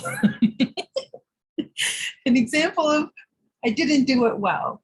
So we were actually at somebody's funeral doings, and some men that I respect, that I love and respect, or feel deep love for and have a lot of respect for, were talking about another woman in that space. And just saying comments about something to the effect of, I bet that that woman will try to snag the husband of the woman who had just left, who had just crossed over to the other side. And it was just such a high, I couldn't even wrap my head around the setting, the timing of those comments. We were at this woman's funeral doings and they're talking crap about a woman who's going to snag the husband. And I didn't know how to respond, and I didn't handle it well because I got angry and I said exactly that. I was like, this woman hasn't even got across the river yet, and you're talking shit about another woman in this building, right? I'm sorry to use profanity, but that's literally what I said. And so we're not, what I'm trying to get at here is that it is like working a muscle to learn how to respond to things in a good way. Our instinct, our heart, our spirit has that instinct, but we don't have experience all the time. Because remember what Rebecca was saying earlier, that our silence is learned, but it's loud, right? Like we have many generations of being silenced through violence without consequences, right? All of the pillars of oppression, right? Splitting us into good and bad, the good Indian and the bad Indian, the one who talks too much, the mouthy ones, right? All the things, the way that oppressed people are turned into inferior objects, right? That shows up in all of these things. And so interrupting it or addressing it can feel so uncomfortable and be risky, right? Like those two men could have really got really angry with me, but I feel like they did hear me, but then they got uncomfortable because they didn't know how to back themselves out of the corner that they backed themselves into, right? So I still don't feel like it's a very great example, but it was my attempt at interrupting harmful behavior from people that I love and respect. And I know now that they're going to probably think carefully about what they say in front of me next time. And I hope they feel bad about it. I think there's a time and a place. Our ancestors had a time and a place for shame, right? Shame and guilt, because it was love and teaching behind it, not to punish and hurt people, but as a teaching. So we've also lost our touch with that too. So working the muscle of figuring out how to say something, okay? Let's see what the chat here says. Activating allyship in our relationships with partners and friends. Yeah. Trisha hasn't challenged sexual humor, but racist humor. So when challenged, the person really didn't mean any harm. And if they're open and apologetic, but if they mean it to control or harm or whatever negative way. So my challenge was attacked as being too sensitive, right? That's gaslighting, right? Or what Rebecca was saying too about, oh, I was just kidding, right? We say that all the time in our own communities. Sylvana just says, knock it off. It's not appropriate. Walk away. Usually the person will get quiet. They know not to talk that way around them, right? Having honest conversations about sexual harassment. We may stay silent or not engage. Yes, it's learned, right? That white supremacy, it's learned. Yvonne is thanking us for sharing. Microaggressions, yeah. Cultural insensitivities, especially when settlers are trying to denigrate our suffering, like working a muscle. Elizabeth has been told many times, you take it too serious. And I think, there's a way to play the game, right? Like the whole sarcasm, I'm just kidding, with like playing their game where they're at. What was that? You want to say that again? And then it's they back up because, they're feeling you out. right? So there's ways. Rebecca, that's a great tactic, right? Can you repeat that? Because then they have to think about what they said and say it again when people are focused on them. Uh-huh. Just say, like, what was that? What? Say it again, right? You know, I think you're speaking to something so, because when the tactics of white supremacy or oppression is so deeply embedded in our psyche, it shows up without us really knowing it. The words and the sentence structure, the tone that we use, all of those things are like deeply embedded in us because of many, many different experiences. So if we can interrupt it and have that person say it again, it's a completely different flavor, right? Because they're hearing it, they're forcing themselves to think about the sentence and the tone, and it could be a really powerful transformational moment. I really like that tactic. Something that I think about too is that often we see it as Native people when I'm sure we've all heard that when someone tells a man to go put on a skirt and sit with the women, or when women put up teepees and there may be a man putting up a structure and say that you're a woman just like them. I think it's a really good time, and I know I do this, to say that we do that to keep in balance as Native people. That the way that you're taking in those gender roles, that women are weak, subservient to men, that's not our culture. That's the white supremacist culture, that we have those roles to keep our family in balance. And that if they feel the need to mock us or make fun of us, it would throw everything on balance and they can do it themselves and see how much of that we really structure our families to make sure that our life is sustainable. So when you hear those things, ask them if it's traditional, if it's a part of our culture for them to mock the bearers, the sacred, the two spirit. Don't make those jokes. That's how we keep us in balance. So that's the way I can stop it. So that's not very Wash Day. No, I'm just kidding. That's not very sacred of you. I'm just kidding.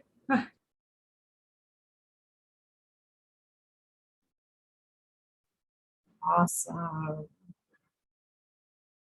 Any other comments?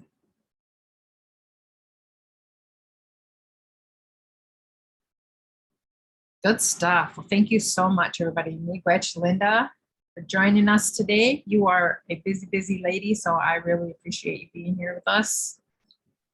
Thank you, and I appreciate what every single person on this call and in this circle does for the people. It's not easy work. It's very, very, very hard. It's easy if you don't care, but if you care about it, it can rip your heart out. So get as much information as you can to not only take care of the issues that are going to be knocking on your door, but also to take really good care of yourself, because it is hard. And if you need further information or you want to talk to somebody on staff, all of our contact information is on our website. So thank you very much, Christine, for holding this space. Thanks, you guys. Shayla, did you jump on camera to add some thoughts, or? No mean to call you out, but I saw your beautiful face and I thought, well, hey, what's up? Hey. Okay. Hi, Shayla. Hi. As I'm turning red. Thanks, Christine. Just kidding. No, no, I'm just kidding. All right. Okay. Well, thank you for that. We have the policies and practices module coming up here, and let's take another 15-minute break, and then we'll be able to knock that policies and practices module out. Be done on time for the day. Sound good? Okay, so we'll see you at 25 minutes to the hour. Okay. All right. Hey, Glitch, we'll see you in a little bit. I'm going to pause the recording.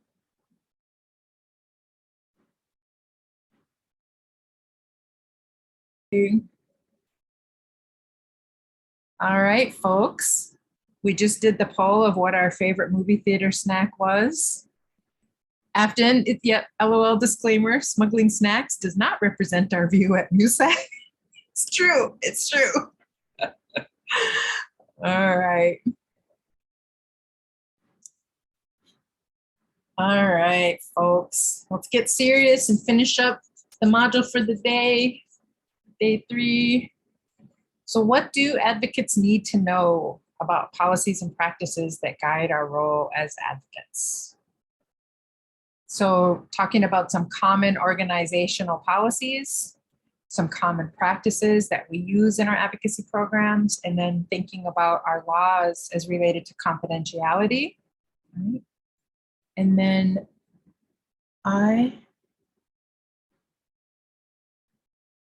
there's Hannah. I wasn't seeing, okay. There we go. All right. And then, okay, so thinking about our laws and practices related to confidentiality, and then just for how we think about our job descriptions or our internal policies. Remember we were talking on the very first day about some places don't allow folks to smudge, right? And so our role as an advocate can be to address it at that institutional level. Well, how come we can't smudge here? What is the policy or the reason behind it? And then challenge the reason, right?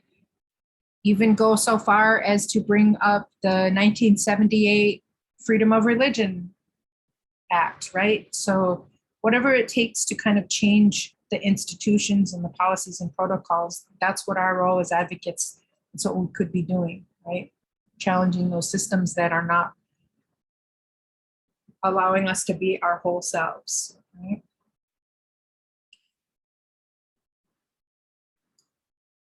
So confidentiality is one of the cornerstones of everything that we do. So what are some reasons that confidentiality is so important in our role as advocates? Jump on the microphone or?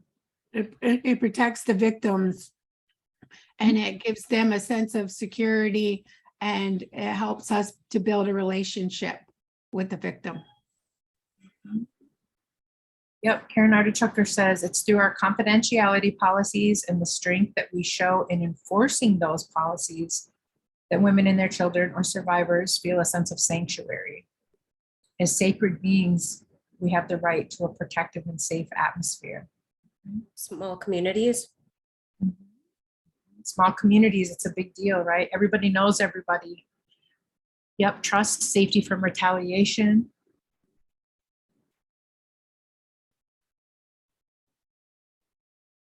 So confidentiality has some legal definitions, right? It's defined as the assurance that access to information regarding a survivor utilizing program advocacy shall be strictly controlled, and that any violation is not only a breach of faith, but has the potential to threaten the safety and life of a survivor.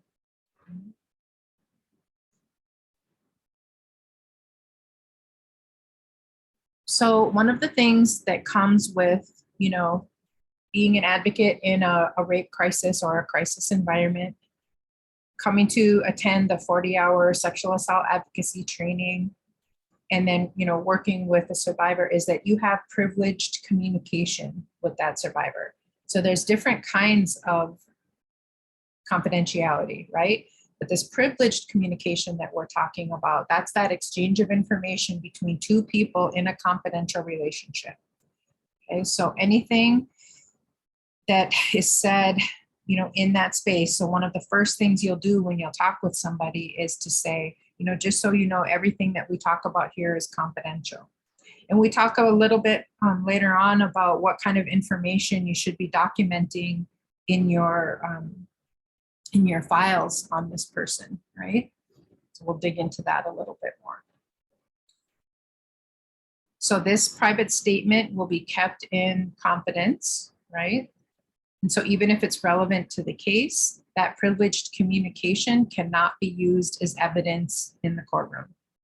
Okay, so you won't be compelled to testify against a survivor that you're working with. Okay, so the three types of communication we need to know is private, the difference between private, confidential, and privileged. So there should be a link. I don't know if somebody can find the link, but it should be it's in this PowerPoint, but there's a link to all of the statutes for all of the states. So, we'll show the Minnesota statute, but all the other statutes across the country are basically the same. They might have a little bit different language or maybe a couple of different requirements. So, it's really good to know what the statute is in your state, or if your tribal community has some privileged communication, tribal codes on the books, it's really good to do your homework and find out what they are in your community, okay? So we kind of mentioned this already, undergo at least 40 hours of sexual assault training, work under the direct supervision in a crisis center, primarily for victims of sexual assault. So, other environments will count, but the statute really protects people working in a sexual assault advocacy program, okay? Generally, not be compelled to testify about any opinion or information received from or about the victim with whom they are working. And that's written right into Minnesota state law. Okay. If you are the supervisor, you will not be covered by that particular law unless you are the advocate for the person that you're working with. So that's a great question, Ashley, because you could be subpoenaed to testify if the advocate were to say something out of turn, something that the victim disclosed to them, and the advocate just happened to say something, you could be subpoenaed to testify against that victim. So that's why it's so important as advocates, we're really being super careful about what we say and what we write down, right? Because we would never want to have any of that information used against a survivor. But if you're the supervisor and you're the advocate working with the person, then yeah, you would be covered, you'd be protected by privileged communication. Does that answer the question? Okay.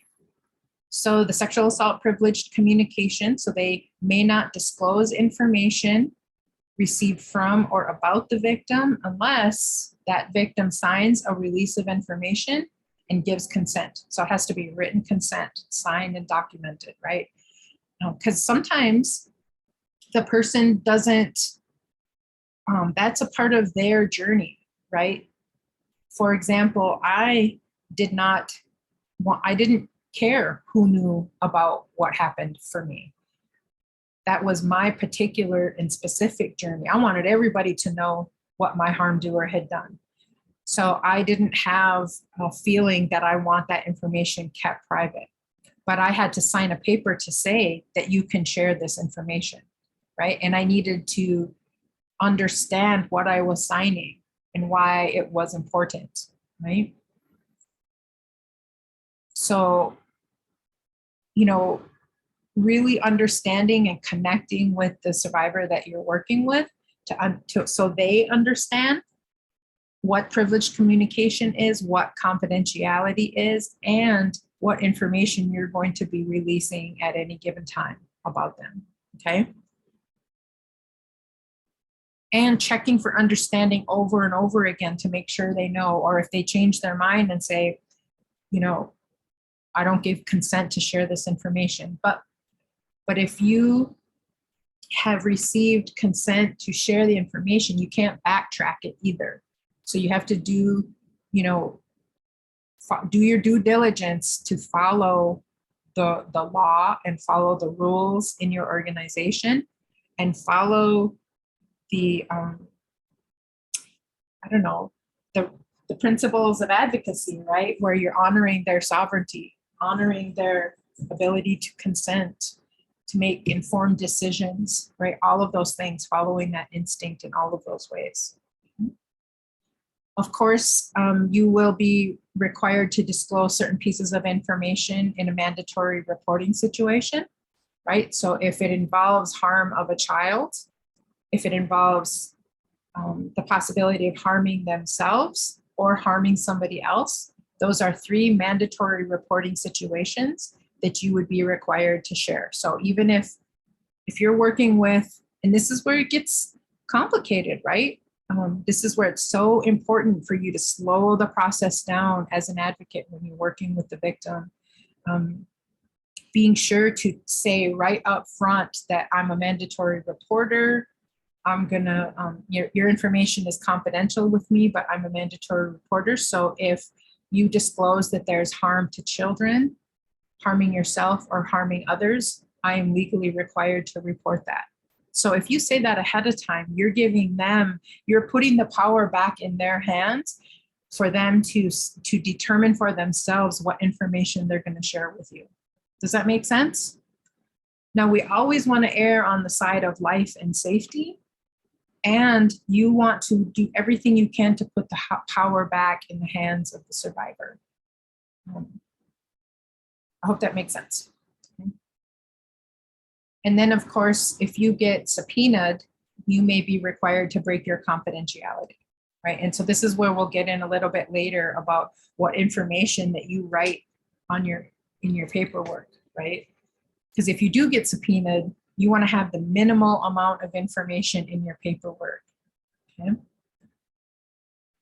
So once you bring that third party in to the privileged communication, it's no longer privileged. That's really, really important for you to know and for the survivor to know. Okay? So of course, a lot of us are funded through many different, bodies of money. So FIPSA money, VOCA money, Victim of Crimes, or VAWA money, Violence Against Women Act money. So they have their own rules in terms of what confidentiality is. And so whatever funding source you get, make sure you're clear on what your confidentiality policies and requirements are. And then even in your own organization or program, they may have additional levels of confidentiality. So a lot of times when folks are writing grants, they have to answer the question, how is information kept at your program? And so the grant writer will have to list what the policy or the protocol is at your program. So it's kept in a locked file cabinet. So-and-so has, then they list the people who have the keys to this file cabinet in this office. This is the information that we keep, right? So they have to explain so people know that we're keeping, so our funders know that we're keeping victim information confidential, okay?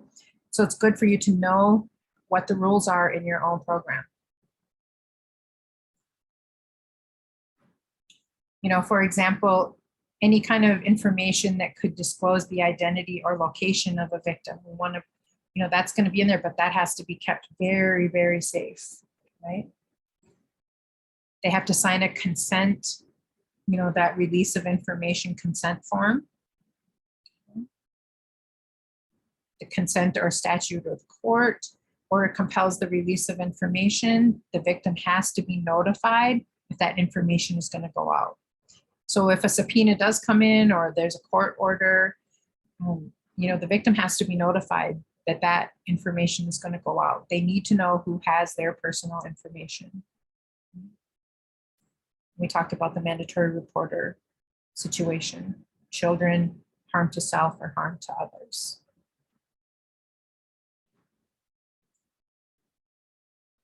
So those victim rights, they belong to the victim, right? To the survivor, not to us. It's not to protect us, right? Because the victim is the one who has already experienced the sexual assault or the sexual violence, right?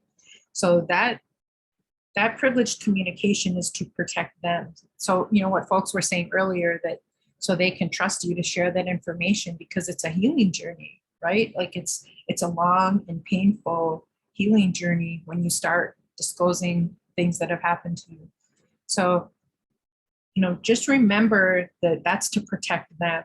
And it's to protect the organization or the program as well too, because if we're keeping people's information confidential and they know that they can trust us or trust the program, that creates an environment where other people may come and you access the resources at your program, or access an advocate who can be so healing and create those entry points to make change in the world, right? Like it's all a big circle.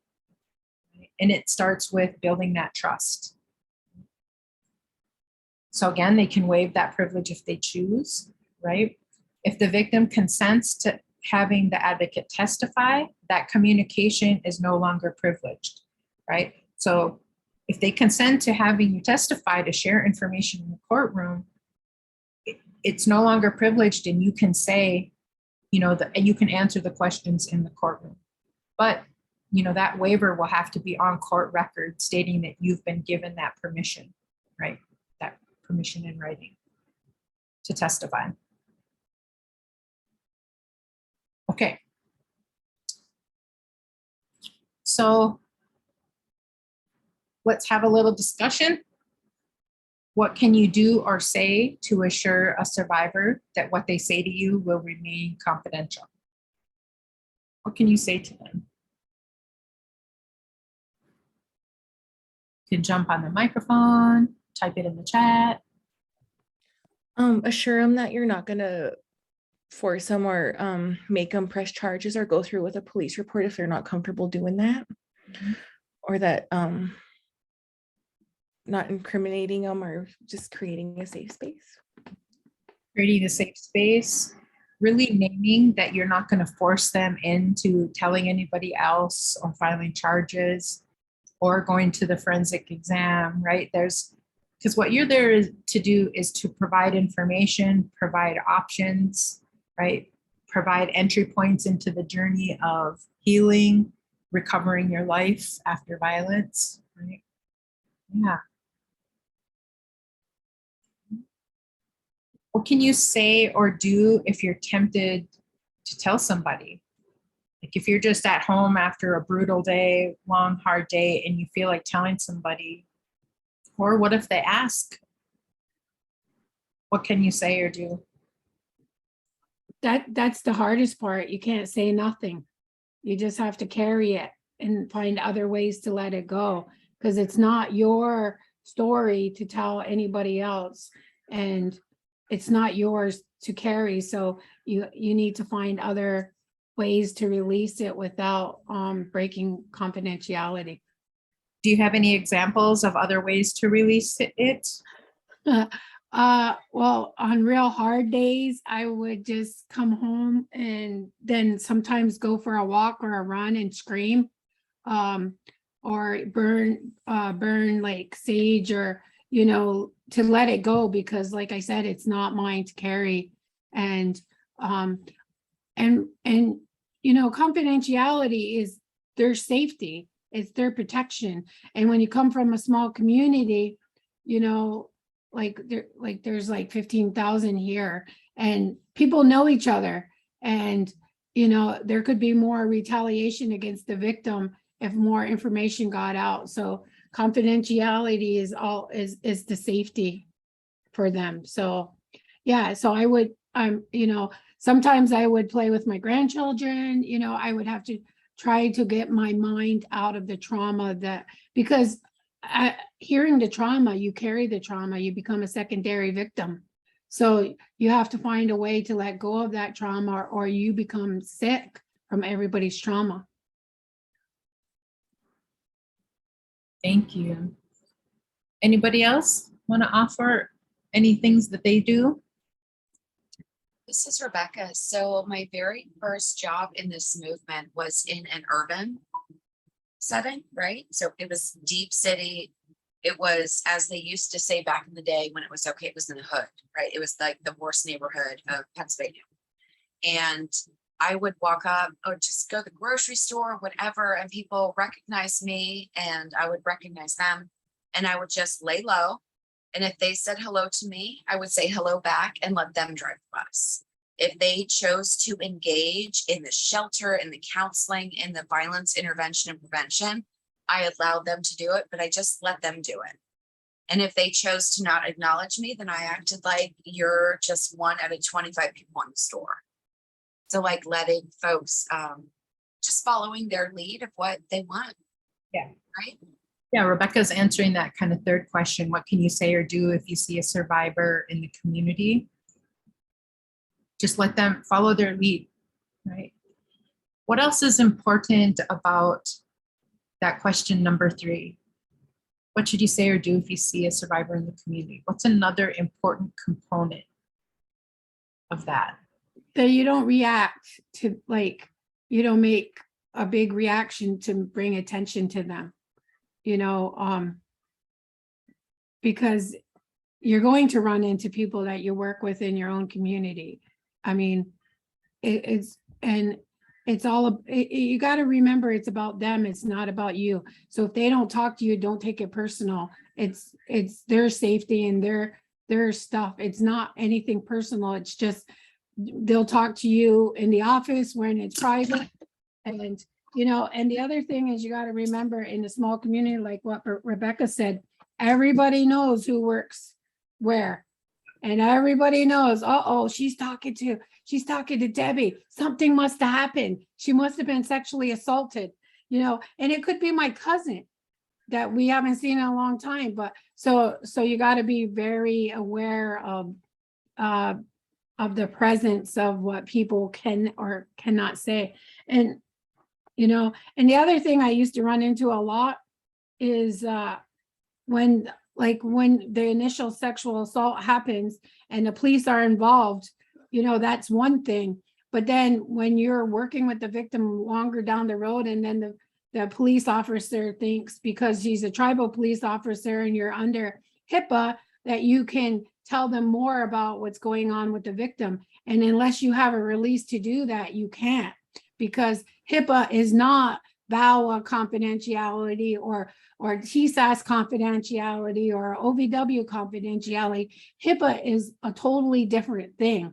And the ones that we follow as advocates are to protect the victims from any ever identifying them as a victim. So even a tribal officer, unless there's not a release, you cannot let them know what's going on.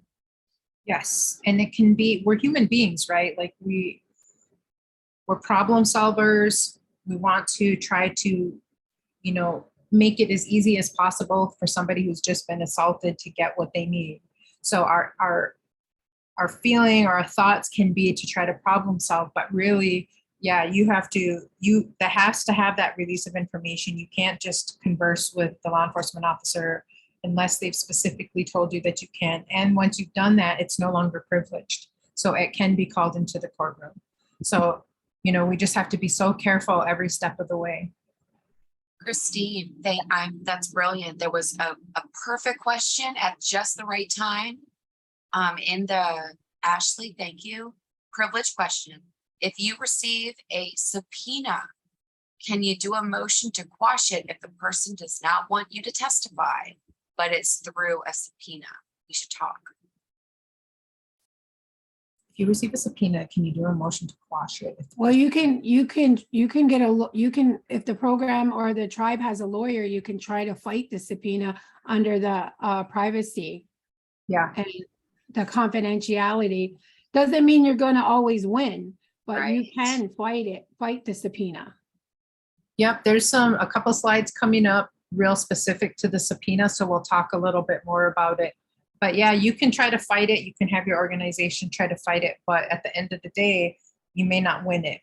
So it just really confirms that what we document on a piece of paper, you know, you have to be really careful what you write down. Yeah. And it reminds me way back in the day, in like 2001, 2002, there was a program called Our Client. I don't know if other folks have used Our Client, but it was based on sexual violence and domestic violence. And it had these form fields to fill in, but yet they were obtuse. They were so obtuse that if your files were subpoenaed, they were obtuse enough that even a subpoena could not breach that confidentiality, right? So it's part of our software too. How do we file? It's all, And Christine, I know you'll get into it later, but it's all there. One last thing I'll say about when we see survivors in the community is make sure that part of your connecting and so one of the things we'll talk about, I think on Thursday, is the core skills of advocacy, right? So connecting with them, understanding, analyzing what they've shared with you, strategizing, implementing a plan, and then reflecting and adapting. So, you know, when you're connecting with the survivor and trying to understand what they're, you know, what kind of support can we offer, you know, making sure part of that initial getting to know the person, you let them know that if I do see you out in the village or over at Walmart, you know, I'll take your lead, because they know, and they are experts in their own lives. They know when they're safest. They know when they can chat with you, follow their lead. But you should always, should is a terrible word, but it's in everybody's best interest for you to be very clear. When I see you in town, I'm not ignoring you. I'm going to follow your lead. Because as a survivor, if I saw somebody that I just spilled my entire guts to, and then they just ignore me and look away, as a survivor, I may take that personal or be really hurt by that. But if the advocate told me, you know, I'm just going to follow your lead if I see you out in town, that just confirms for me, right? So that's putting the power back in their hands again. Does that make sense? Okay. Yes, don't just show up and start sharing, telling without exploring options first. It's important to understand the protections that are in place to protect survivors and advocates. Yes. Okay. Okay, so that release of information is super, super important. It's limited to that specific person, the agency, and the purpose. So making sure, you know, you're getting trained up on what you have in-house, like what are, you know, your releases of information, what do they look like, making sure you know how to fill it out correctly, that limited duration of time. So it's, once you sign that paper, it doesn't give you, you know, an endless amount of time to just give their information away. It's for a set amount of time, right? And if it does exceed that amount of time and you're still working with them after that, they have to sign another release of information, okay? Make sure that you're sharing how that information will be shared, right? Is it by phone, email, in this, you know, snail mail, which is seldom done anymore, right? So just making sure that they know the pros and the cons, right? The risks and the benefits associated with sharing that information. Making sure that you check for understanding, slow those processes and all that paperwork down enough so they understand. Make sure you're checking for understanding, because a lot of times we just get paperwork put in front of us and we're expected to initial here and sign there and all the things, and it can be so overwhelming. When we're in a state of trauma, we're operating from a different place in our brain, and we may not be processing information accurately. So our role as an advocate is to slow those processes down and check for understanding, putting the power back in their hands, right? Okay, informing them about their power to revoke that release of information. They can do it orally or in writing, but even if they do it orally, right, you know, by saying, you know, I don't want the information going out, you as the advocate should be writing that down so it's documented. Signatures and witnesses, you know, to kind of cover your own buns, right? And doing your best to help the survivor. So yeah, those subpoenas are super problematic in that they're requiring us to break confidentiality, right? Breaking federal and state laws, going against public policy, right? It can be considered hearsay. So, you know, but the system is also set up to, you know, even though the criminal justice system is set up to, what's the saying? You're innocent until proven guilty, that kind of thing. It's still, the system can be very harmful in so many ways, and we know this, right? So if you are served a subpoena, make sure you tell your supervisor as soon as possible. If you are the supervisor, contact your attorney, or, you know, go in your chain of command to find out who can offer the most protection for you, the program, and the survivor, right? Never shred your documents. You know, pretty much all information, once it's been created, it's there forever. So much is digitized anymore.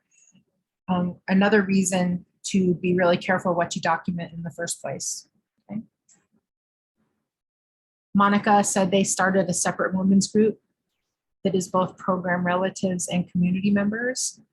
And only one other advocate and yourself knows who's in the program. So if we see people in public, it's much easier.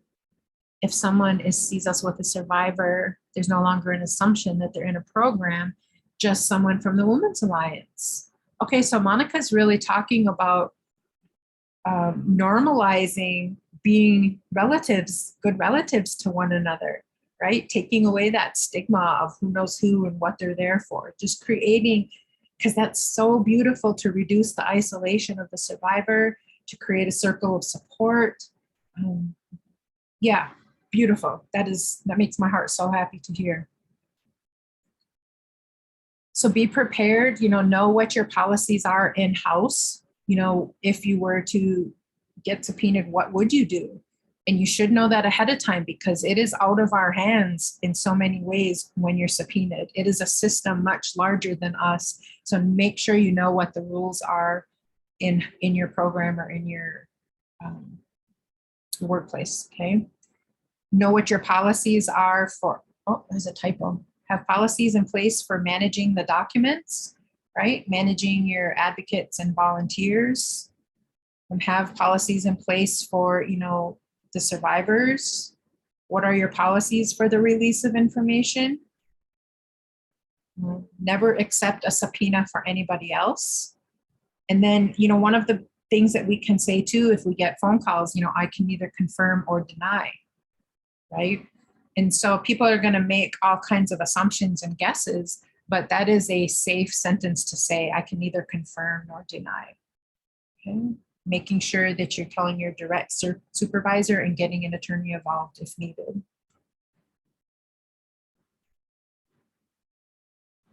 So making sure that our policies around documentation are in alignment with, basically the most stringent confidentiality policies out there. You want to be at the most stringent level. Right? It makes no sense to just have wishy-washy confidentiality policies. Just go for it right out of the gate and you're safer that way. I'll say that. Okay. Take as few notes as possible to avoid having your records subpoenaed. And if they were subpoenaed, I think Rebecca used the word obtuse. I don't know if I can just glean by the rest of the conversation what obtuse means. Basically vague. Right? Vague information. Because to what end would you write every single detail about a person's life down? You just don't have to, right? It's not going to create our best advocacy to write every single detail down. Okay.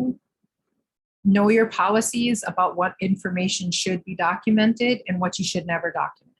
Make sure you're clear on that. Okay. Always consider the unintended consequences. And never document anything that could be harmful to the survivor. So what documentation could be harmful to a survivor? What type of information could be harmful if you wrote it down?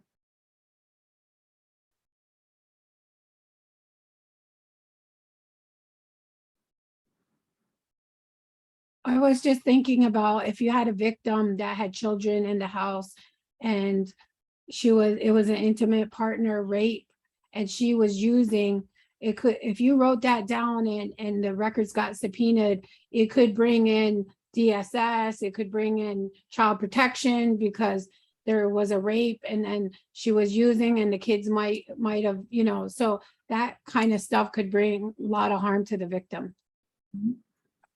Yep, for sure. What else? What else could be harmful to the victim? Information about any potential criminal activity. Yeah. Anything about mental health, right? Any addresses, for sure. And sometimes even her story, if you wrote her whole story and it's not the exact story that she told the police, it could be contradictive, and then it could make her uncredible in the justice eyes, not in an advocate's eyes, but in the justice system. You know what I mean? Like if you wrote word for word what she wrote, told you. Yeah, very, very, very good. Very good. Because to what end would we write everything down? There's just no reason for it, right? And so do a self-assessment, an ongoing self-assessment, in addition to understanding what your program's rules and protocols are, but do your own self-assessment as an advocate. Check your biases at the door.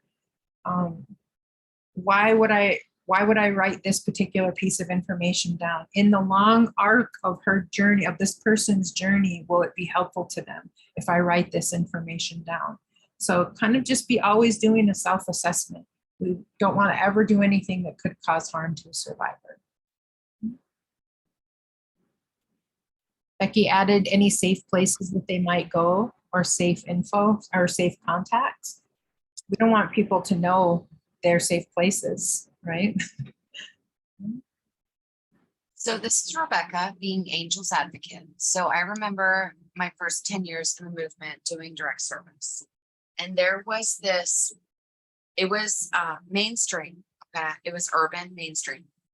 And the conversation was that, I can't even explain it, but it was the rules.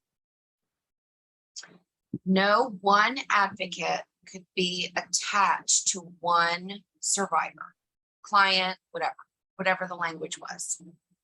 So that the notes needed to be able, if the individual called at 2 p.m. or 3 a.m., no matter who answered the phone, they could provide the same consistent services based on the notes, so they didn't have to constantly repeat the trauma.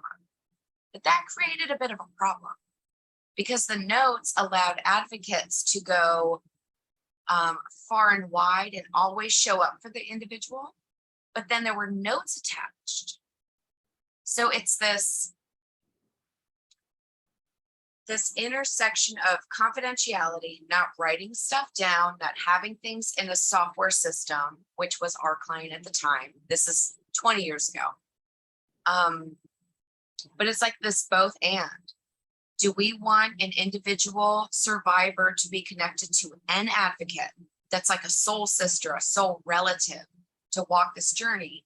Or do we want them to be able to call the hotline and always have someone who can help them? So it's like, it's hard, right? It's so hard because if we don't document whoever's on the hotline that night for a program that is on bare bones fundraising or funding, people need to know, like you understand, Christine, right? Yeah, I think it is complicated, right? And also we have to trust that survivors are the experts in their own lives and have the, if they have to tell the circumstances more than once, it's kind of not up to us. I don't know how else to word it, but we have to trust that survivors know what needs to be said in order for them to keep their journey going, right? We don't have to have all the answers, and we most certainly do not need to know all the details of their violence for healing to happen, right? Like absolutely 1000%, we don't need to know the gory details of somebody's violence unless it will be helpful for them to release that out into the universe, right? So it is an important discernment to, making sure that we're understanding what our program's rules are. And if you feel in your instinct that it is not going to be helpful to survivors, challenge it. Bring it to a staff meeting, bring it to your supervisor and say, why are we even asking this question? Or why are we documenting this particular piece of information? And change your forms, change your questionnaires, change the place or the pattern of how you ask questions, right? The intake forms that can be 20 pages long sometimes. Like we can challenge those. And that's our role as an advocate, to carry the stories of survivors and challenge our own institutions, even if they're not being helpful in the long run.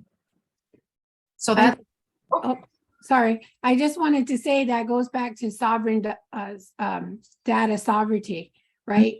Like we have all these reports and they want to know like the age and all this stuff about the victim, right?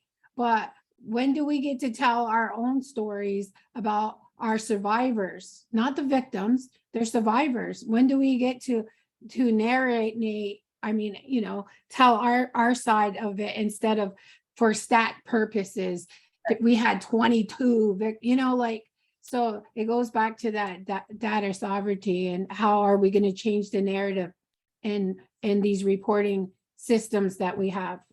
standing in bias support of the survivor and challenging the barriers and institutions that could cause further harm. Definitely, every time. And this is just an example of thinking about like what are our job descriptions for our advocates or volunteers, right? What does the language look like when you're writing a job description? So we can indigenize the way that we think of our work, right? So even though there's like a real specific kind of framework for what an advocate does or doesn't, it doesn't necessarily have to be a particular framework, right? Because we stand in bias support of the survivor outside of the systems. So be willing to kind of take a look and do some critical analysis of what your documents are and challenge it if it's not going to be helpful to survivors, kind of like what Deb and Rebecca are talking about.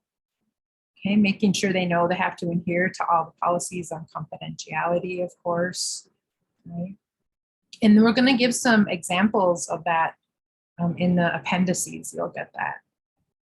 The other thing that we think about is, it can be, the boundaries can get really blurry, especially in Indian country and especially in really small communities. What's an example of a really clear boundary that we don't cross as advocates? What's an example of that? A really clear. You don't work with family. Don't work with family. What else? What are some other examples of clear boundary violations?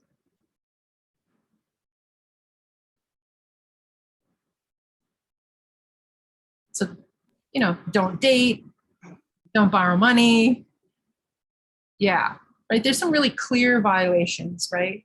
And then there are some things that are kind of blurry, like, can we be Facebook friends? Can I give him a ride to town to get some smokes? Those can be blurry. So making sure that you're really understanding what the policies are at your organization or program, and making sure that nothing would ever cause harm to a survivor. Coming at social functions, right? Going to a social function together. So making sure you're clear on those boundaries, not just for your organization, but for the protection of the survivor and for yourself. When boundaries get blurry, and they can be very easily blurred when we're survivors ourselves, or when we are so committed to the work that we would do anything to help a survivor, making sure that you're acknowledging that the blurry boundaries are not helpful to anybody. It's not helpful to their journey. It's not helping with their sovereignty, right? And it's certainly going to take a toll on you if your boundaries are blurry. So making sure that we set clear boundaries as advocates is a really important spiritual skill set to develop. Yeah. And Christine, that is so different from mainstream to yeah. Indian country. It's like polar solar opposites. In Indian country, that blurred line gets real tight. Yeah. And, you do want to adhere to the rules in your organization. For a lot of us, we're not just sexual assault advocates. We may be therapists, or we may be, some other sort of service provider that has really clear rules, those institutional rules that we kind of talk about. But as advocates and with Native folks, it does get a little more complicated. But always err on the side of healthy and setting clear boundaries. Everybody will be stronger for it.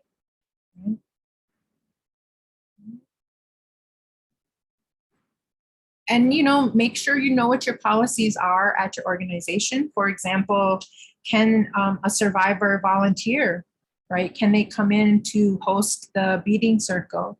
And then some places they can't, they're not allowed to. Like some places it's written where if they've accessed services at our organization, they can't volunteer for 1 year, or they can't get a job here for 3 years, that kind of thing.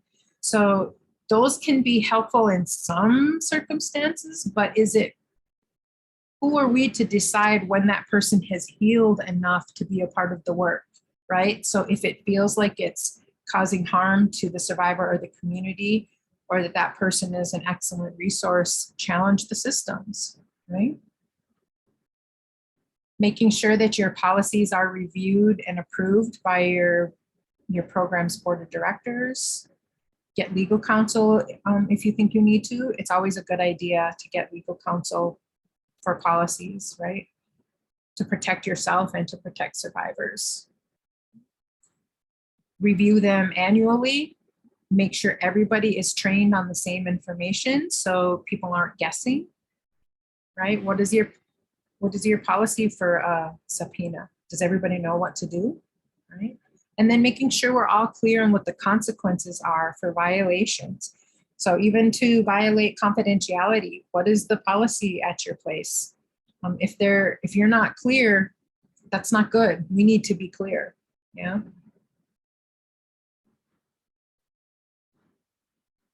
I think we've talked about all this. That oppression analysis, making sure that if something is just like really bugging you about why you're asking this, or why you're collecting this data, or why I can't even give them a ride to town, or whatever the circumstances, if it's bothering you, say something. We are advocates, and sometimes we even have to advocate on our own behalf in our own organization or with our own program, right? It's really important that we feel empowered to challenge the things that are not helpful, right? And it's scary, but it's worth it because survivors benefit from it. We benefit from it. Our communities are stronger because of it. Okay, so that was that module. We got 3 minutes left. If there is any last questions, any last comments that we want to share that would be helpful? Monica said they're entering sister space and you treat them like a relative. Boundaries can be blurred, but safety remains a priority.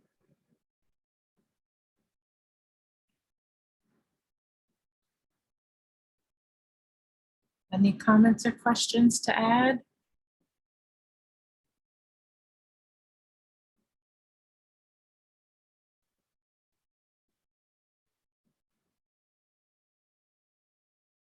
I just have one comment. So I know when you're in a tribal organization, like chief, somebody will go to the chiefs and say, oh, this person didn't get services, or why is she getting these services?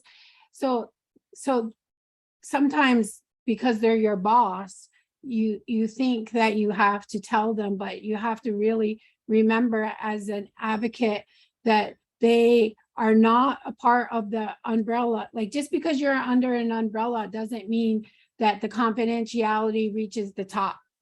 Like they can't just call you up and say, like I used to get these calls. Hey, Deb, I heard this person's in your program. I can't confirm or deny, because they're not the direct service provider. And I always had to stick that in my head, direct service, because otherwise you need a release of information. And just because they're your bosses, and it could be a little, touchy, you still got to remember that you serve the victims of sexual assault and you need a release of information. Yes, yes, and all that, yes. Thank you. Okay, it is 4:29. We did it. We got through 3 modules today. Pretty ace. Thursday, July 14th, we'll be covering the medical response, the law enforcement response, and the prosecution response. So those are 3 really big sort of intervening points or institutions that are really very much a part of when somebody experiences sexual violence. So we'll be talking, we'll just kind of, I have an example of a forensic exam that we'll kind of go through. We'll talk about the role of advocacy when it comes to building those bridges across those 3 institutions. And that will be our day on Thursday. All right. So thank you for another good day. We just finished day 3. We'll see everybody on Thursday. I'll send the recording out tonight as soon as it renders. And then everything will be in that folder with the PowerPoints and all the appendices and all that stuff. So we will stay on after, I'll shut the recording off and we'll stay on for a debrief. If anybody has any questions they'd like to ask without the recording on. Mariana, the folder is in those emails that you should get from me in Zoom. I think they come from Zoom, but it will say day 1, day 2, day 3, all the way up to day 8. Yeah. All right, everybody. Miigwech to our interpreters, miigwech to our brilliant people in the room who have added comments and thoughts and stories and anecdotes and teachings. It's been amazing. I love it. All right, and drink water, rest, metabolize, tea, whatever it takes. All right, pause this recording. I'll stop it.